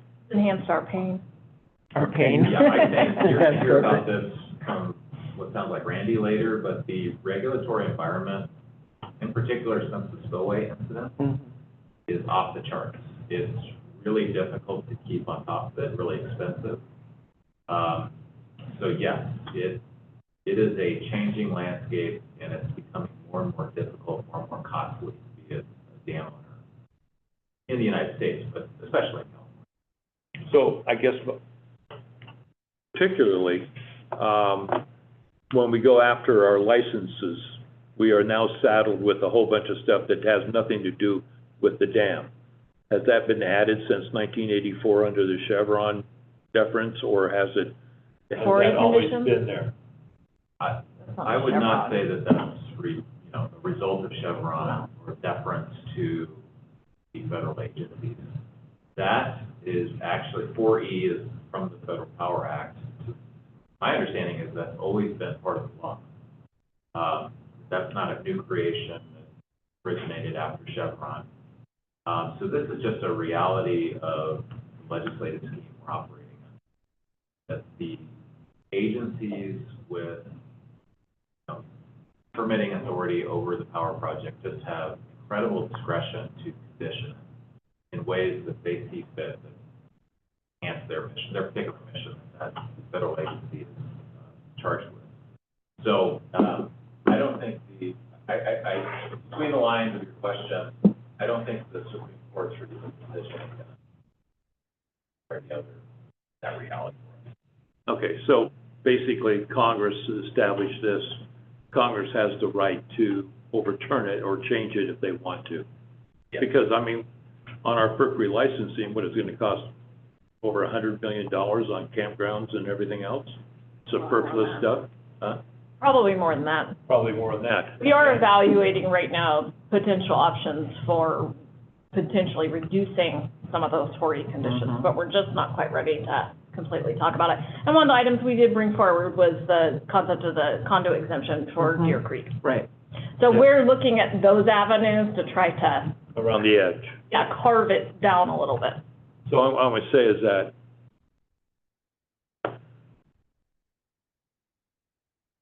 our community has to pay for a federal goal that has nothing to do for power or water. Well. Yeah, that's not related to the dam safety program, though. Right, correct. I understand, but it was a good shot. The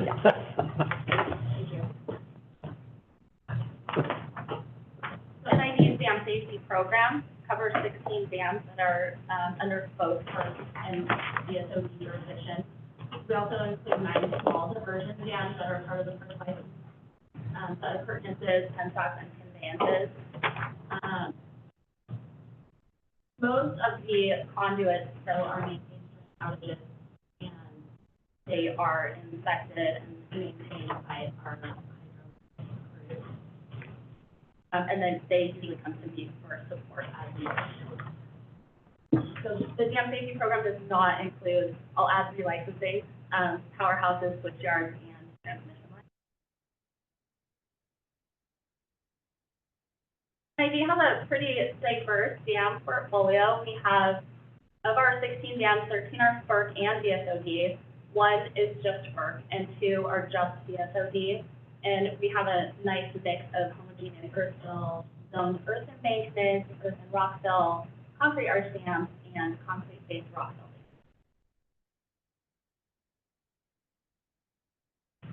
11 of those 16 dams are classified as high or extremely high downstream hazard potential. All of the NID dams are over 50 years old. 8 of our dams are approaching or over 100 years old.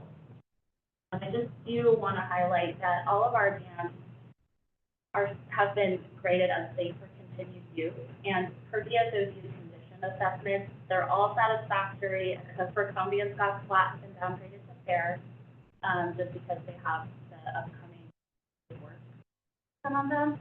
The spillway. For Scotts Flat, specifically. And Columbia is the It's called It's a scour.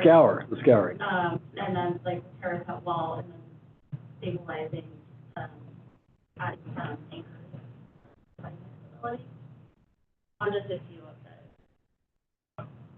But they're not in peril. No. So we'll talk about that at the end. We'll touch on the schedule of the project with that. Downstream hazard most likely is flood. I'm going to talk about that on the next slide. All right, perfect. I figured that would be a question. So downstream hazard potential is really based on the potential loss of a human life. So for DSOD, in order for a dam to become high hazard potential, that means that there is one life could be lost and that the flood depth would be 1 foot of water. So if those conditions are met and under the inundation mapping, then you have a high hazard potential dam. And FERC is pretty much the same. The low and significant is more based on economic loss. And DSOD takes it one step further and says that an extremely high hazard dam would be the loss of, a potential loss of 1,000 lives or more. Yep, perfect. I have a follow-up to that. So you just mentioned inundation mapping. Yeah. Do we have any of that in our presentation here? No, the inundation mapping is massive. Oh, massive. And FERC considers it CEII, DSOD does not. So DSOD actually publishes. CEII, critical Infrastructure. infrastructure, meaning it's confidential. Yeah, we wouldn't share with the public. Although, California does post them online, and I'd be happy to send you a link. Because, as a real estate person, we have to determine, do you need flood insurance, all those kinds of things. And so there is a whole set of mapping that we rely upon that is put out by the federal government with regard to risk and flood. And so I just was curious if there was mapping available. Yeah, the inundation maps show what would happen at what time series if the dam broke. Uh-huh. Under the PMF, which is the probable maximum flood, which is basically like a biblical event.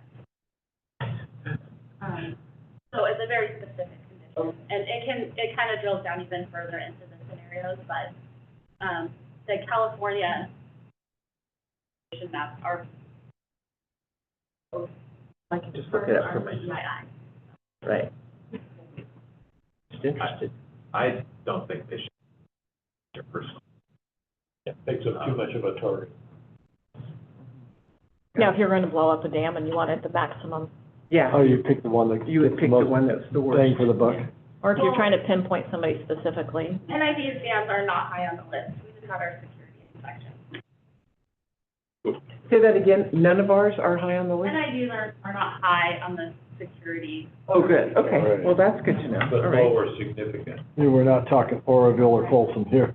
Yeah, right. We're not high, but we might be significant, As far as like being a target for like. a target, but downstream hazard. Oh, yes, so the downstream hazard potential is, we do have low hazard potential dams. Is that what you're asking? We have both low and extremely high. Right. So if you look at the table that she has up, so extremely high would be if there's dam failure expected to cause considerable loss of human life or would result in an inundation area with a population of 1,000 or more. So that's the threshold So for which one, extremely like high. South Flat? I think you said high on the list, and he conflated that with high Oh. downstream. Yeah, I was talking security. Yeah. Scotts Flat, Rollins, those are all high. Combi's probably extremely high. Mo's probably what? Partially? I don't know. Sawmill's low, Milton's low, the Dutch Flat Forebay and A Bay are low, and then Steer Creek Forebay is low. We don't have any significant at this point. Moshery was significant, but they changed the hazard potential to high. Her comment on high on the list was about security, not about flooding. She was referencing whether we had a high security concern related Oh, I to see. Got terrorism. it, okay, so we just kind of got it all. We don't have a high terrorism concern with No. ours. We still go through a security audit, which they just did, so. Moving along. Moving along. Okay. On some dam safety statistics, so just based on the fact that NID's portfolio of dams has, all of our dams are over 50 years old, wanted to point out that about 50% of dam failures in the United States occur in dams that are over 50 years old. Not that that means NID dams are going to fail, it just means that NID's portfolio of dams are in a higher risk category. They're old. Based on their age. So we factor in Prop 218, we're factoring in operations and maintenance. Do we also start factoring in replacement? Replacement of dams? Replacement costs for, You're not typically going to replace a dam, you're going to modify the dam, and that is included in our analysis, Okay. yeah. Primary cause of dam failures is due to spillway erosion or breach, overtopping, and seepage in piping. And you can just see that, sabotage is a very low percentage. And there's a handful of others that have pretty low percentages related to dam. So as we are kind of keeping a pulse on these dams and the health of them, we are always looking for signs of piping. How often are they inspected? We have operations doing a visual inspection of the dams weekly as they are accessible. Some of the upper country dams are only done by flyover during the month. And they do a detailed monthly inspection, meaning that they're actually walking the groins and going in the tunnel monthly. So, and then I try to get out there at least once to do my own inspection. But then we have regulatory inspections. I think this is an important point, the one you just made about the spillway, overtopping, seepage. Those are not directed, well, okay, how do I say this? We're not talking about a rock-filled dam, pile of rocks there, lasts forever, right, in my view. Construction's only 2%. So Yeah. constructed well, it's gotta be something else. I would guess that overtopping is generally a result of a failure of one of these other things, like the spillway not working or the gates being Or too much water. Too much water. Not where we live. Not up there, no. Overtopping could be due probably to like hydraulic loading. It can also be due to earthquake loading if it's like an embankment dam that causes it to deform and settle and then the dam overtops. I mean, that could be a pretty rare. It happens really fast. I've watched it on video. Sometimes. Yeah. Yeah. But it's just, I think that this is a very kind of generic statistic, and then the conditions for each dam failure they're very specific, and there's just so many case histories that are really interesting. They are. That gives you, So I just want to get this clear in my head. So weekly, somebody looks visual or Yes. whatever, and once a month, Yes. each one is with human beings going in and looking at them. yes, they read the instrumentation, they go in the tunnels, they inspect all the pertinent features, and should verbally be reporting anything unusual.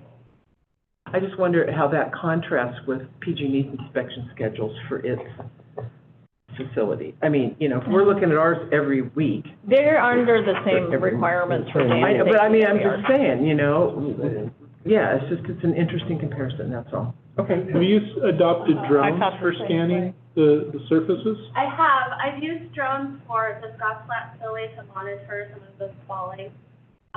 So they go out, they scan it, and then you have some program that does a We could do comparison? differential surfacing Yeah. on it, although on that spillway at this point with the upgrades work coming up, it's kind of not really Helpful. very valuable to try to track every fall and every like crack in that spillway because it's going to be replaced. So right now we're kind of just monitoring certain spots to nurse it through another season. Uh-huh. But that is a very powerful tool, and I do love using that, and I do understand that our survey department just got a scanner. that We people are appreciate it excited when about. you use it. I may or may not work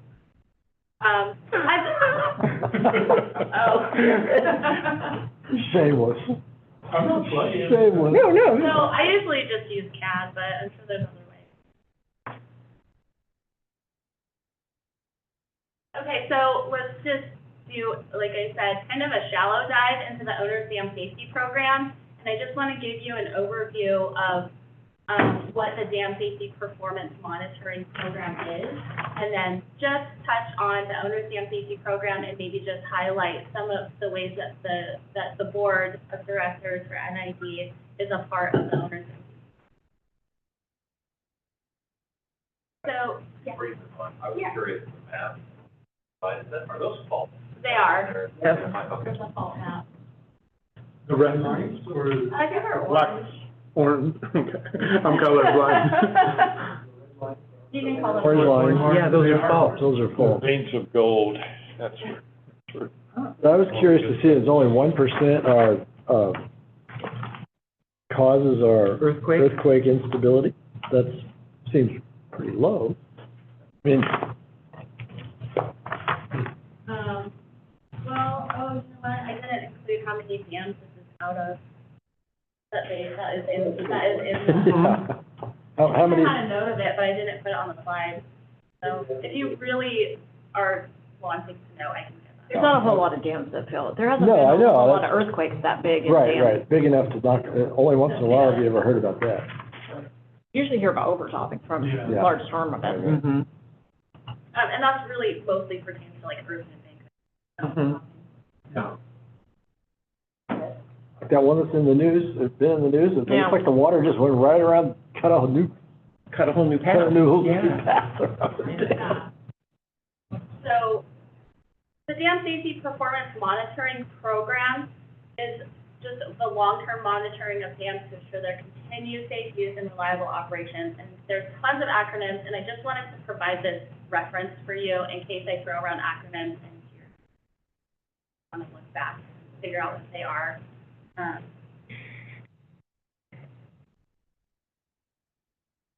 I borrow this slide often from FERC because I think it's a pretty good overview of the 5 main parts of the dam safety performance monitoring program.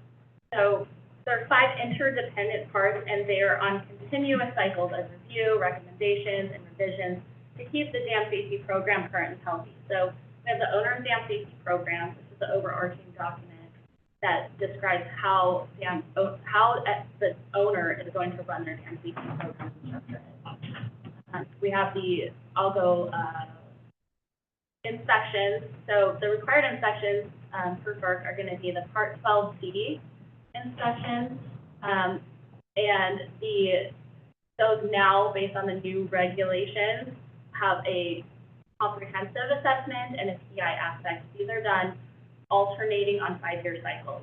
And so I'll dive in a little bit more into the CA and PI and what that means for NID, since we have them coming up in the next year. And as part of those comprehensive assessments is the potential failure mode analysis and the level 2 risk assessment. So the PSNA and the L2RA, and those are, the PSNA was a part of the Part 12 prior to the new regulations, but the L2RA is a new, it's just a whole new environment. So I'll talk about this a little bit more.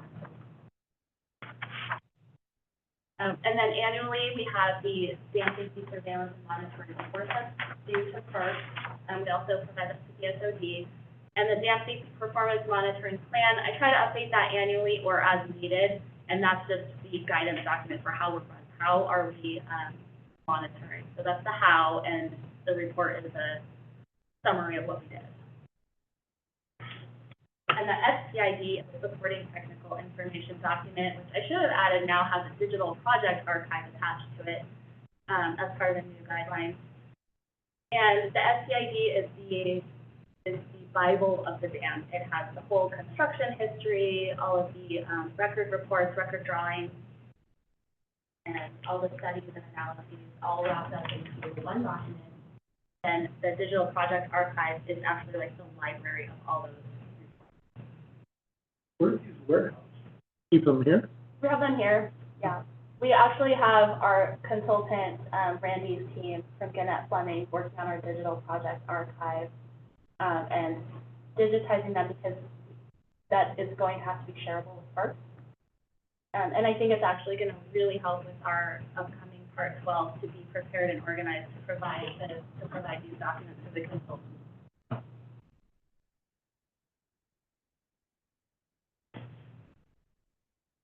Okay, so just to touch on the owner's dam safety program, this is our highest level dam safety document.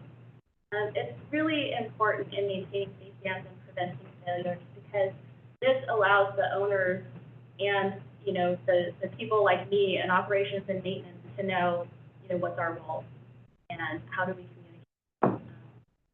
And so, according to FERC, owners who don't have an effective owner's dam safety program have a higher risk of doing something. NID, because we have so many high hazard dams in use, you just have one, you're required to have an ODSP, and you're required to have a chief dam safety.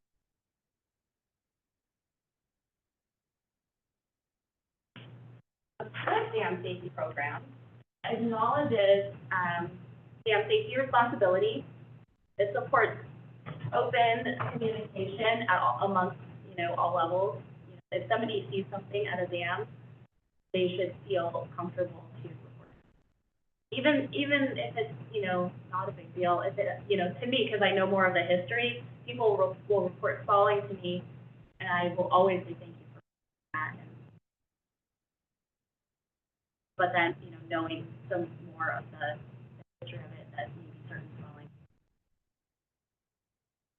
But always to be open for the communication and concern. Clear designation of responsibility, allocation of resources to dam safety, and to promote and provide a learning organization. Another important aspect is that life safety is the ultimate goal. So no power production or business objectives be allowed to compromise dam safety.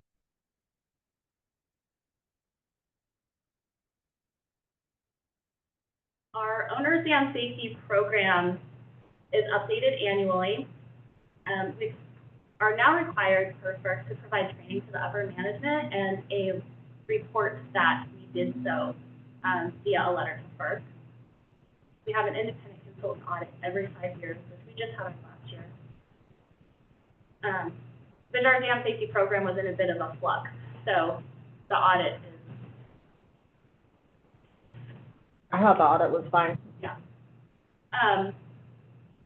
So some of the important elements of the, you know, maintaining safe dams is that the owner, you know, should be dedicated to providing resources and expertise to maintain safe dams. And just knowing that, like, the owner is primarily responsible for the safety. The liability is on the owner. And it's really important to not just rely on regulatory oversight for dam safety, but to be proactive. So rather than to be reactive and just responding only to what the regulators say, you need to fix that, or why haven't you done this, to just be ahead of the game and be, you know, paying attention rather than just reacting. You're all familiar with this, NID's board policy 9300. So NID does have a policy regarding the dam safety program, and the board of directors' responsibility for dam safety in our current ODSP is that, you know, the board's role is to provide the policies, directives, budgets, and staffing, to be responsible for understanding the, you know, the kind of the heavy weight of dam safety and liabilities involved with being an owner, and really keep that in the forefront of your mind as you're making decisions. To know that, you know, ultimately the owner is responsible for understanding life safety and the financial risks associated with it.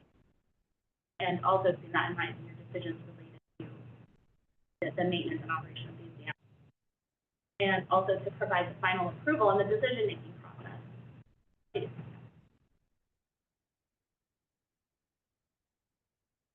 So I'm not going to go through all of these audit recommendations, just the bold ones, but if you have questions on the others, we can talk about them. So one of the recommendations from the last audit report was to increase dam safety staff to include a CDSE, that's the Chief Dam Safety Engineer, a CDSC, which is the Chief Dam Safety Coordinator, plus 2 dam safety engineers. Currently, NID has 1 FDE with dam safety safety experience of me. And we also have the support of Gannett Fleming as our dam safety support services consultant. We have allocated 0.5 FTE to dam safety, but at this time, he has little experience in youth training, so. And we have some support from engineering, particularly related to projects. But if they were to get more involved in the dam safety program, they would need training. Only the engineers are PEs, professional engineers? So you don't have a PE? I do. You do, okay. And your 0.5 FTE would be a PE as well? He's not at this time, but he's pretty close. Yeah, that's why we hired Gannett Fleming to provide support services. I remember that. I'm not entirely convinced that this audit recommendation is fact warranted, given that we have the support services to do supplemental staff work. They'll be taking a lot of the heavy load when we start doing a lot of these Part 12Ds, which Lacey will talk about. So the recommendation is a deliverable from whom? So it's a third party, it's a consultant. So the consultant comes in and they do interviews, and you oftentimes get these types of recommendations back. It's like an audit, right? It's just an audit. It's required by statute that a third party does it, we don't do it internally. So this is their recommendation, but it doesn't have teeth. We don't. No. Stuff that we should look at, but. Yeah, but you know, it's something that when we lost our previous dam safety chief engineer, we had gone out for recruitment a couple of times. It's a really difficult position to recruit for because it's really a niche area. And so through that effort, when we weren't being successful, that's when we started using more consultant services to supplement. And that's also why we're working with Doug's team to start trying to have a deeper bench on dam safety issues, because they're engineers as well. So once we get a new hydropower director in, we'll continuously take a look. You know, sometimes doing consultant support services works really well, and sometimes it doesn't, and you need someone in-house. So we're just flushing through that over the last year and upcoming year. So your background is civil? You're a civil engineer? Yeah. And Lacey's been awesome. She's been in the dam safety program for 5 years. She's very knowledgeable. The regulatory folks are comfortable with her. So we're in a good shape. You know, should we ever get to this point? Maybe. We need to see how the consultant services things work. But she definitely needs assistance, whether it's through consultants or an additional position. I think something also to consider is the succession planning. Yeah, that's what. I don't know. That's with every position we have. That's the truth. I could leave or I could die. Or be disabled. You never know. I mean, there's so many things. Or just work here for, depend on me. or just work here for 30 years. Yeah, 30 years would be good. Thank you. So the other thing coming up is that once we have a revised owner's dam safety program document, we would present that to the upper management and potentially to the board of directors, mostly pertaining to your role with the DSC. I kind of just touched on. Another recommendation is to grow in dam safety expertise with an effort to keep consistent staff to develop a detailed understanding of the system. So part of dam safety is almost kind of being a historian of the dams and just knowing, you know, the content. I mean, I run meetings all the time. A problem rises and you dive in. And that's that, you know, just constantly learning. So developing that bench of knowledge. So right now, it's just me doing dam safety with the dam safety expertise. There's plenty of people who have detailed understanding of the facilities, but just not really with looking through that dam safety lens. So I know these are so old. Have you moved them into CAD? Like, do you have 3D models and stuff like that, or no? We do not have 3D models. No, we have very old, grainy 100-year-old. And in some cases, we actually don't have the as-built drawings. Would that be helpful to you, to your work? To have the CAD drawings? Yeah. It would be nice. I mean, we update them as we can, but it's just kind of low priority. it wouldn't be helpful for regulatory No, reasons? they have the same old drawings we do. Okay, pen and paper? And it's not uncommon. I mean, I would imagine 100-year-old dams would, that would. Yeah. I mean, in some cases, we're just lucky that we have them. There's some money that they don't have drawings. Okay, so I would like to pass this over to Randy and let him talk about the regulatory environment. Yeah, you bet. Thanks, Lacey. Give you a little break. We've already talked about some of this in the earlier conversation, so I'll go quickly through the next 2 or 3 slides. The next slide, please. So as Dustin was already getting into, things did change with the Oroville Dam spillway incident. The whole industry changed as a result of that. And so, the 2 main things that are impacting NID at this point in time, there was right after or shortly after Oroville, that the state DSOD required some in-depth look at some of your spillways. And so that has happened in 2019. There's some follow-up work, construction happening in response to some of those. And so that spillway being the primary component of Oroville. But then also we talked about the FERC orders. And so as a result of Oroville, the federal government, FERC, wanted to do a deeper dive into dam safety, a comprehensive assessment at that. And so here we are talking about the Code of Federal Regulations. It is federal law. It's Chapter 18, Part 12, Subpart D. And so that's why we call it Part 12 or Part 12D. That's where that reference comes from.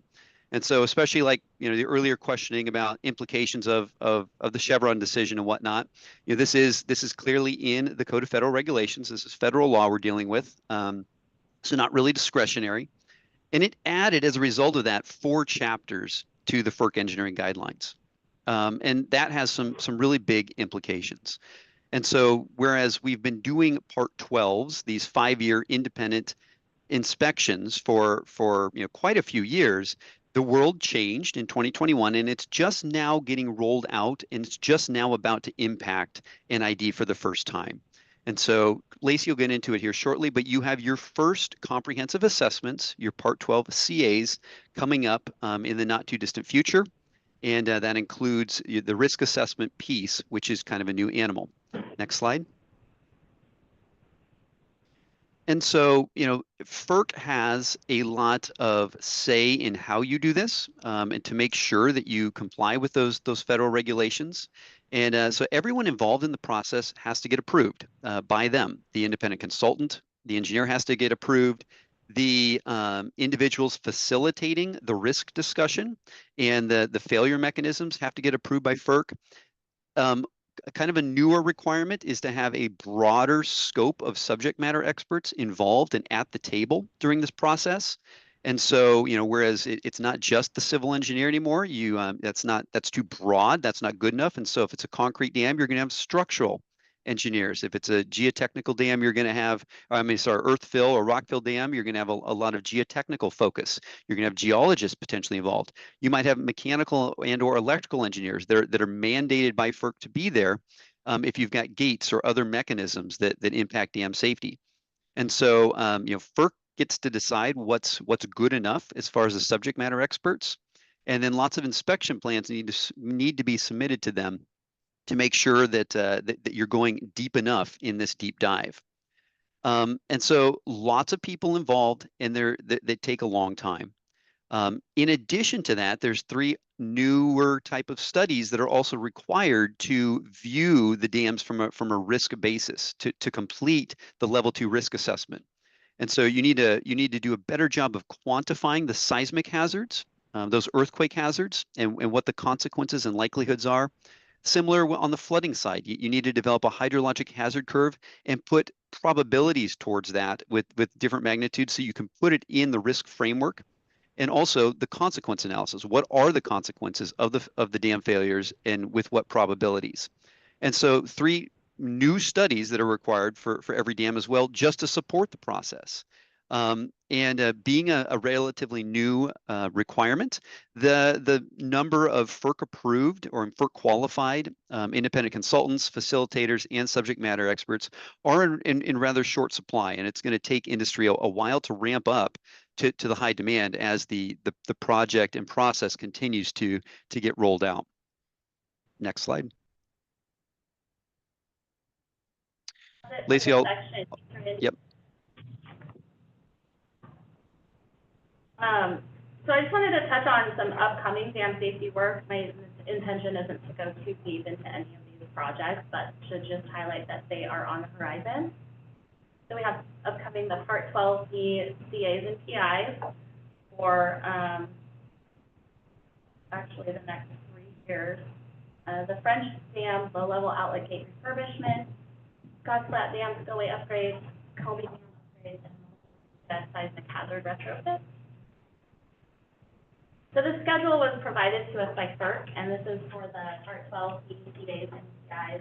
And you can see that we just received our proposals for this that we're currently reviewing. And our schedule is that we have 1 CA, and Bowman actually has 2 PIs. So we have 1 CA and 3 PIs due in 2026.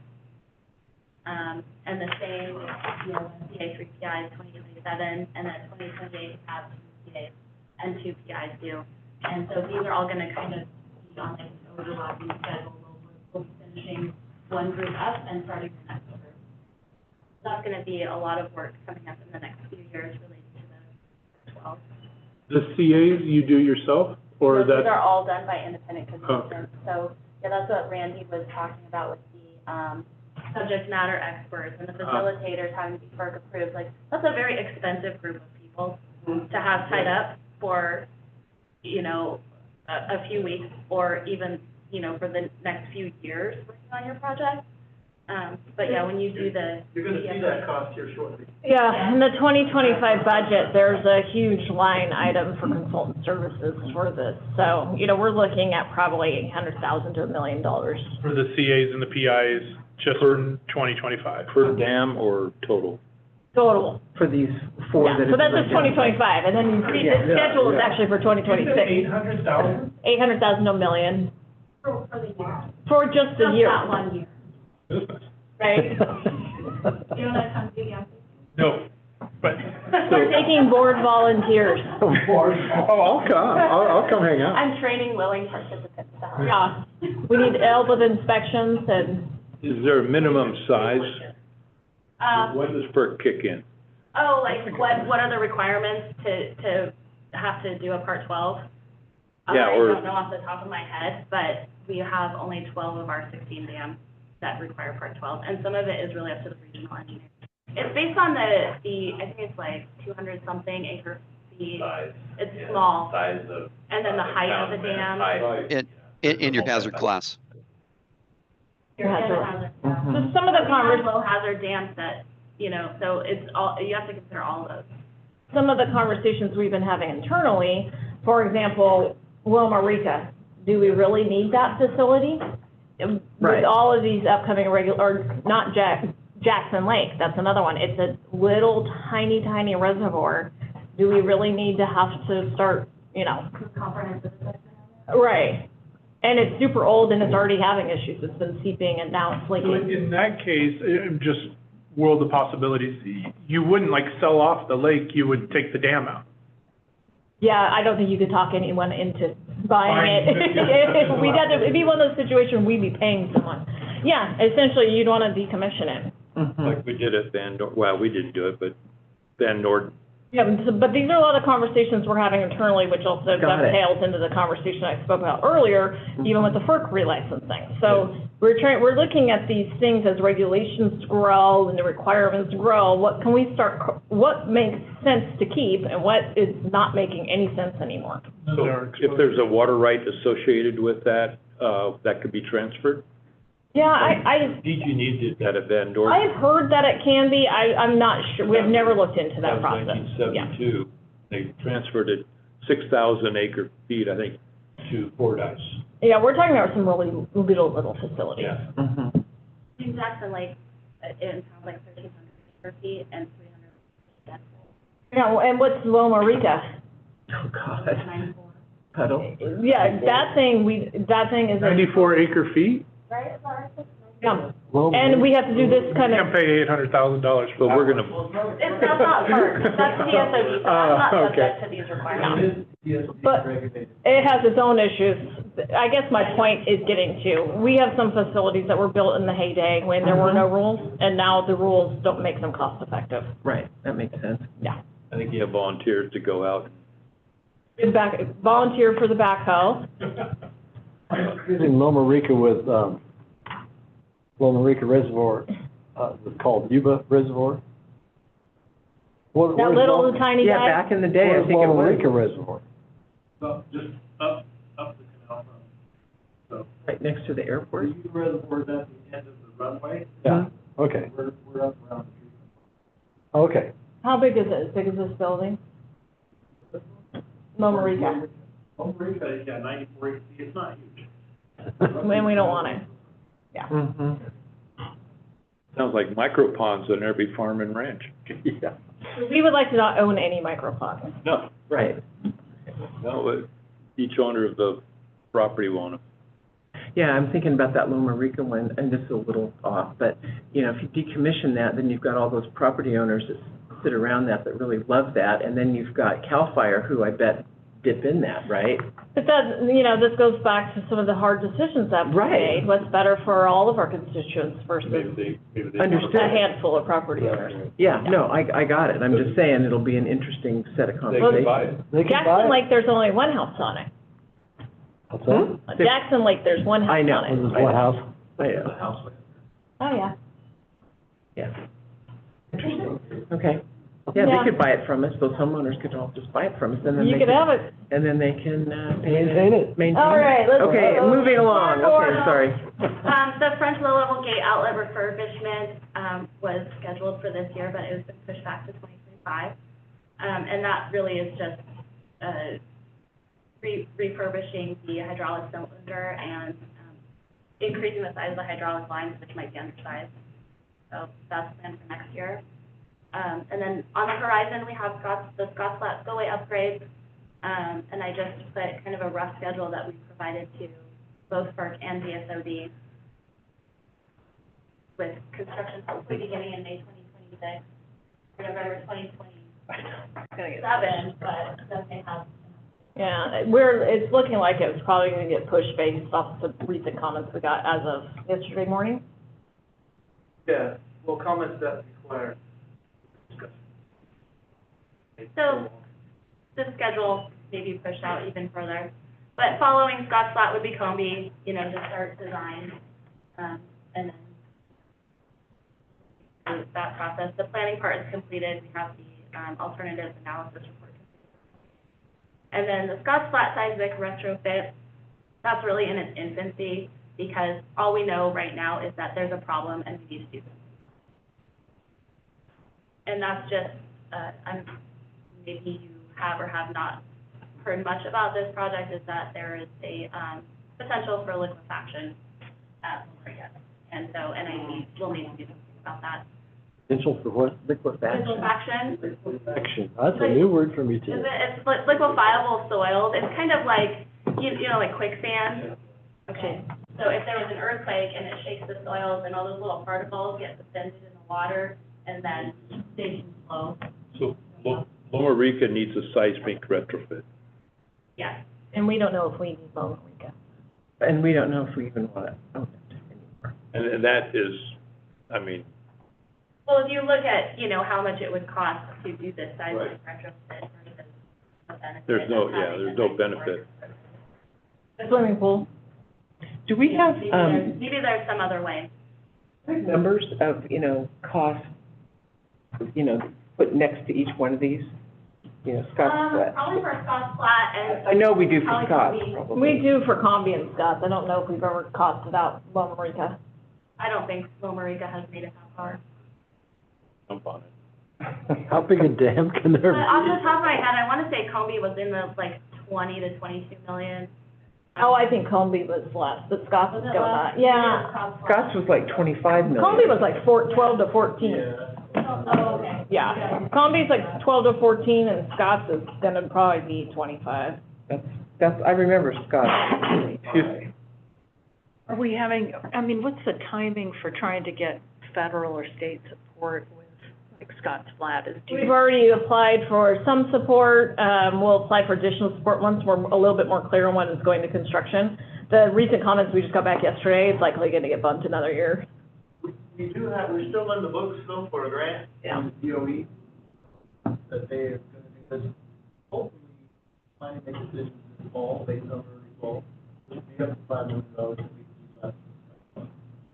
We'll also be looking for some other federal funding. They're gonna put the water climate resiliency bond on the ballot in November. There's a little bit of money for dam safety. So until some of these funding programs, you can't even look at them until you know when you're going to construction. Yep. So we have to work out the most recent comments we got.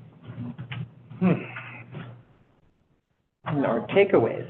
Key takeaways, NID has a large portfolio of dams, including dams that could result in significant loss of life in the event of a failure.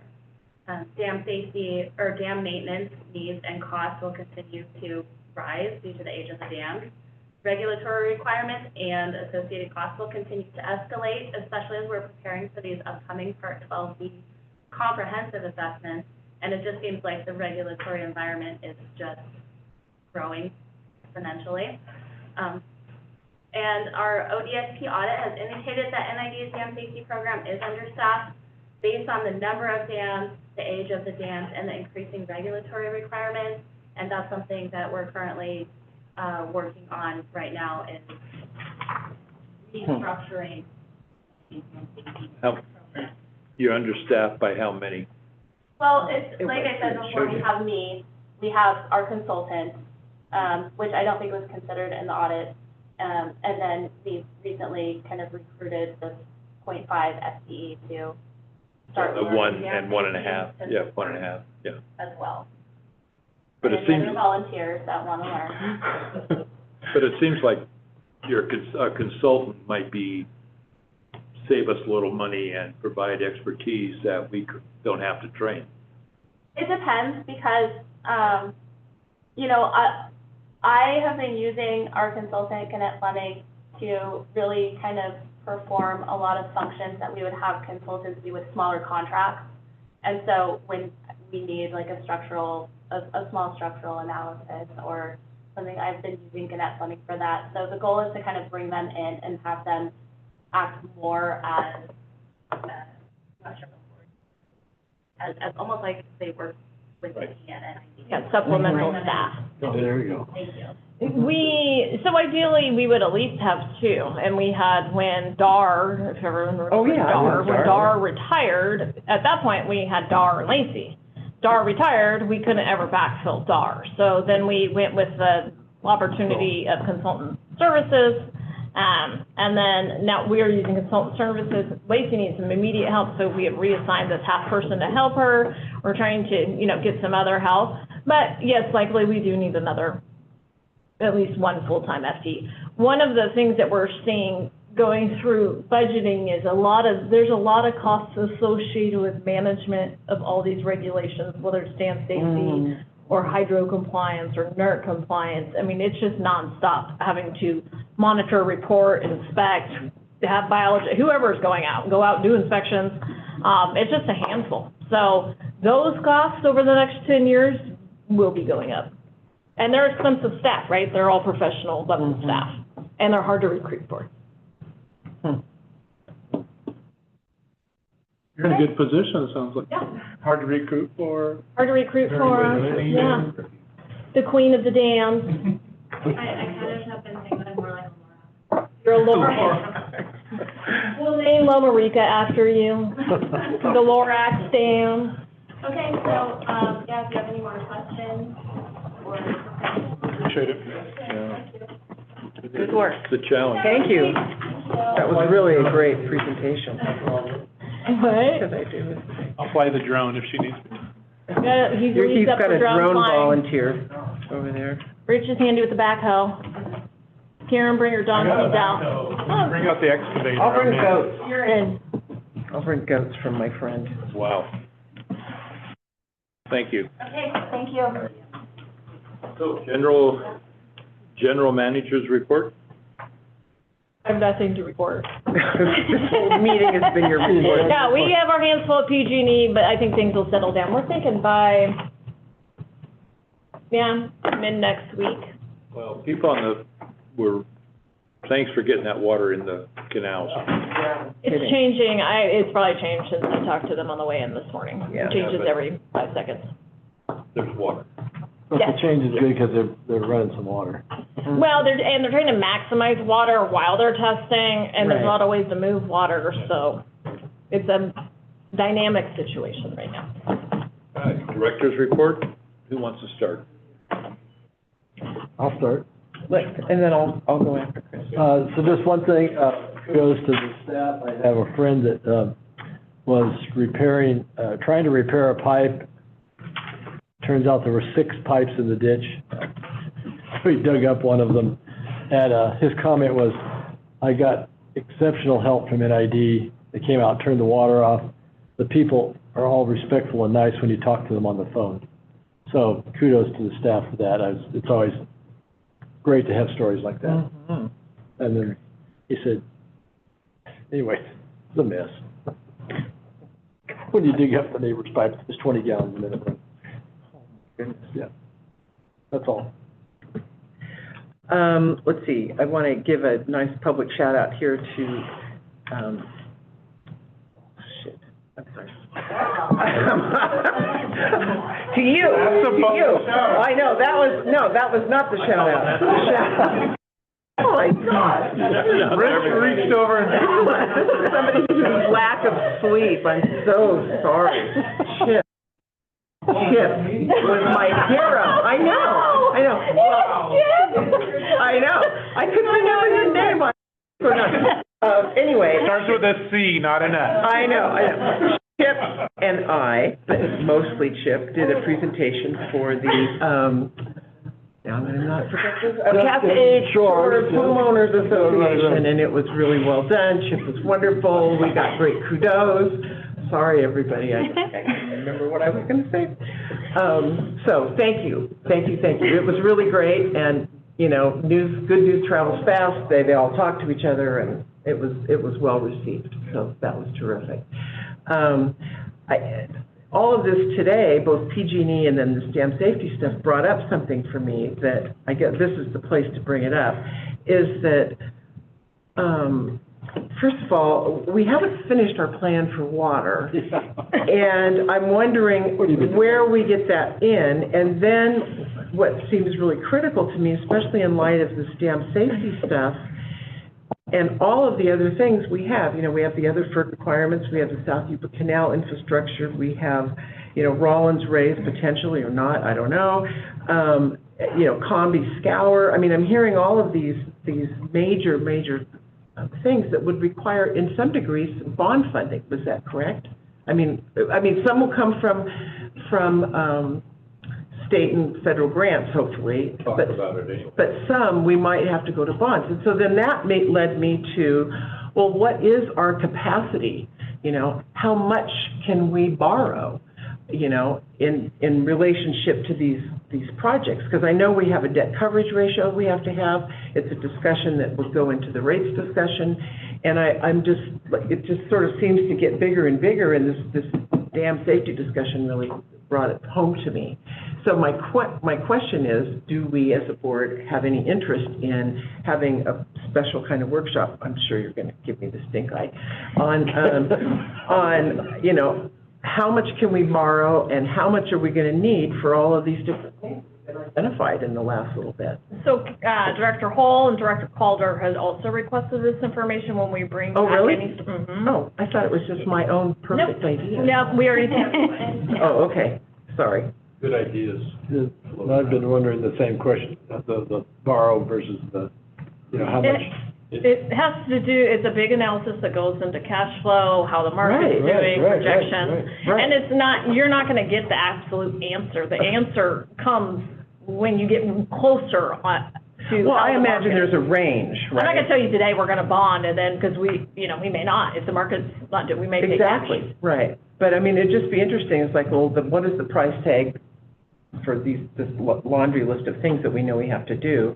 And then of that, what would we potentially bond? And then what do we have the capacity to bond for? You want to be ready in case interest rates go down to 2%. Well, that isn't really where I was headed, but it's like, I know that we have to maintain our debt coverage ratio, and I'm just wondering how that plays into all of these projects that we have to do. That's it. And then how does it tie together with the 218 process?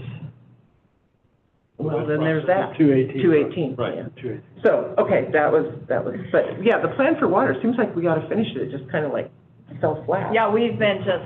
I know you guys have. Had nothing to do lately. I know. Nothing to do. Okay, that's it for Summer me. vacation. And thank you once again, Chip, I'm saying it properly. Thank you. That was fun. You guys know me, I don't know what to say. We'll be watching. So I attended the Rural Lincoln MAC, and Trevor was there as well, and gave an update on our Spalding 1 repair and the South Yuba Canal. And I also wanted to thank Frank, the water system operator, for the Lone Star Canal spur that we're on. And he developed a creative approach to allow better flow into our canal. So I thank him very much, and thanks to Chip for heading me in that direction. And the customer service folks too. And talk about fast response. I called customer service, 5 minutes later, Frank called. Wow. Very. And he was out that day to do the repair on top of it, so. Wow. Yeah. So I have a kudos for them as well. The beavers are becoming a problem. Call the trapper. Did you?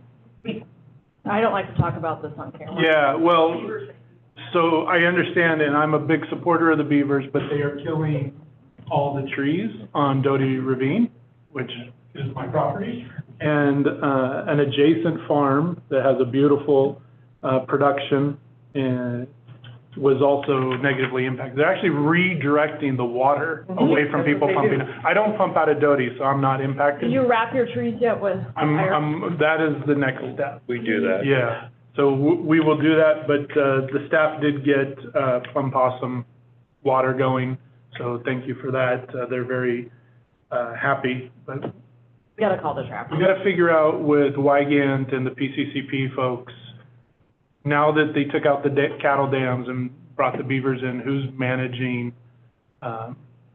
the beautiful restoration of the meadow? Yeah, they run amok. It's becoming a problem, so I just want to see it managed, so I will be calling as well. The Lincoln Rural MAC was well attended. Very You picked a well. good one to come to because it's never that busy, but if you're not aware, there is a wolf dog rescue just outside of Hidden Falls that people are very interested in, so. It borders my property. You hear them? Our community borders Big Hill, and Big Hill is where the Yeah. wolf dog pack is. So They that- take them out for walks. They walk them through the park, through the preserve. You walk wolves? They're, dog. they're like 30%. Yeah. They're not going to be released. County with special use permit and the wolf dog. I have no idea about that. And then last thing, there's still a lot of hogs and steer, cows from the kids after the fair. I have some great beef, so reach out to your local FFAs. And commitment to Corduroy Lincoln FFA thing is September 20-something. It'll be a hoot. That's it.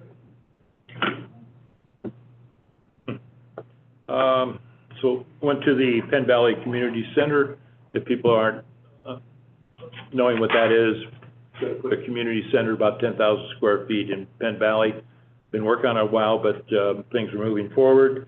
Then last was Thursday, went to the Nevada County Contractors Association on Mill Street. Their event, just walking around, having dinner and talking to guys, that was good. On the 30th, going back to Contractor Association to present to them. Then on August 7th, Congressman Kiley's coming to the farm to see the pond. Awesome. And saw the rough cut of our video with Lou DeRose and Susan, and it is, boy, it is excellent. It explains everything, why these micro ponds are going to work and really help us.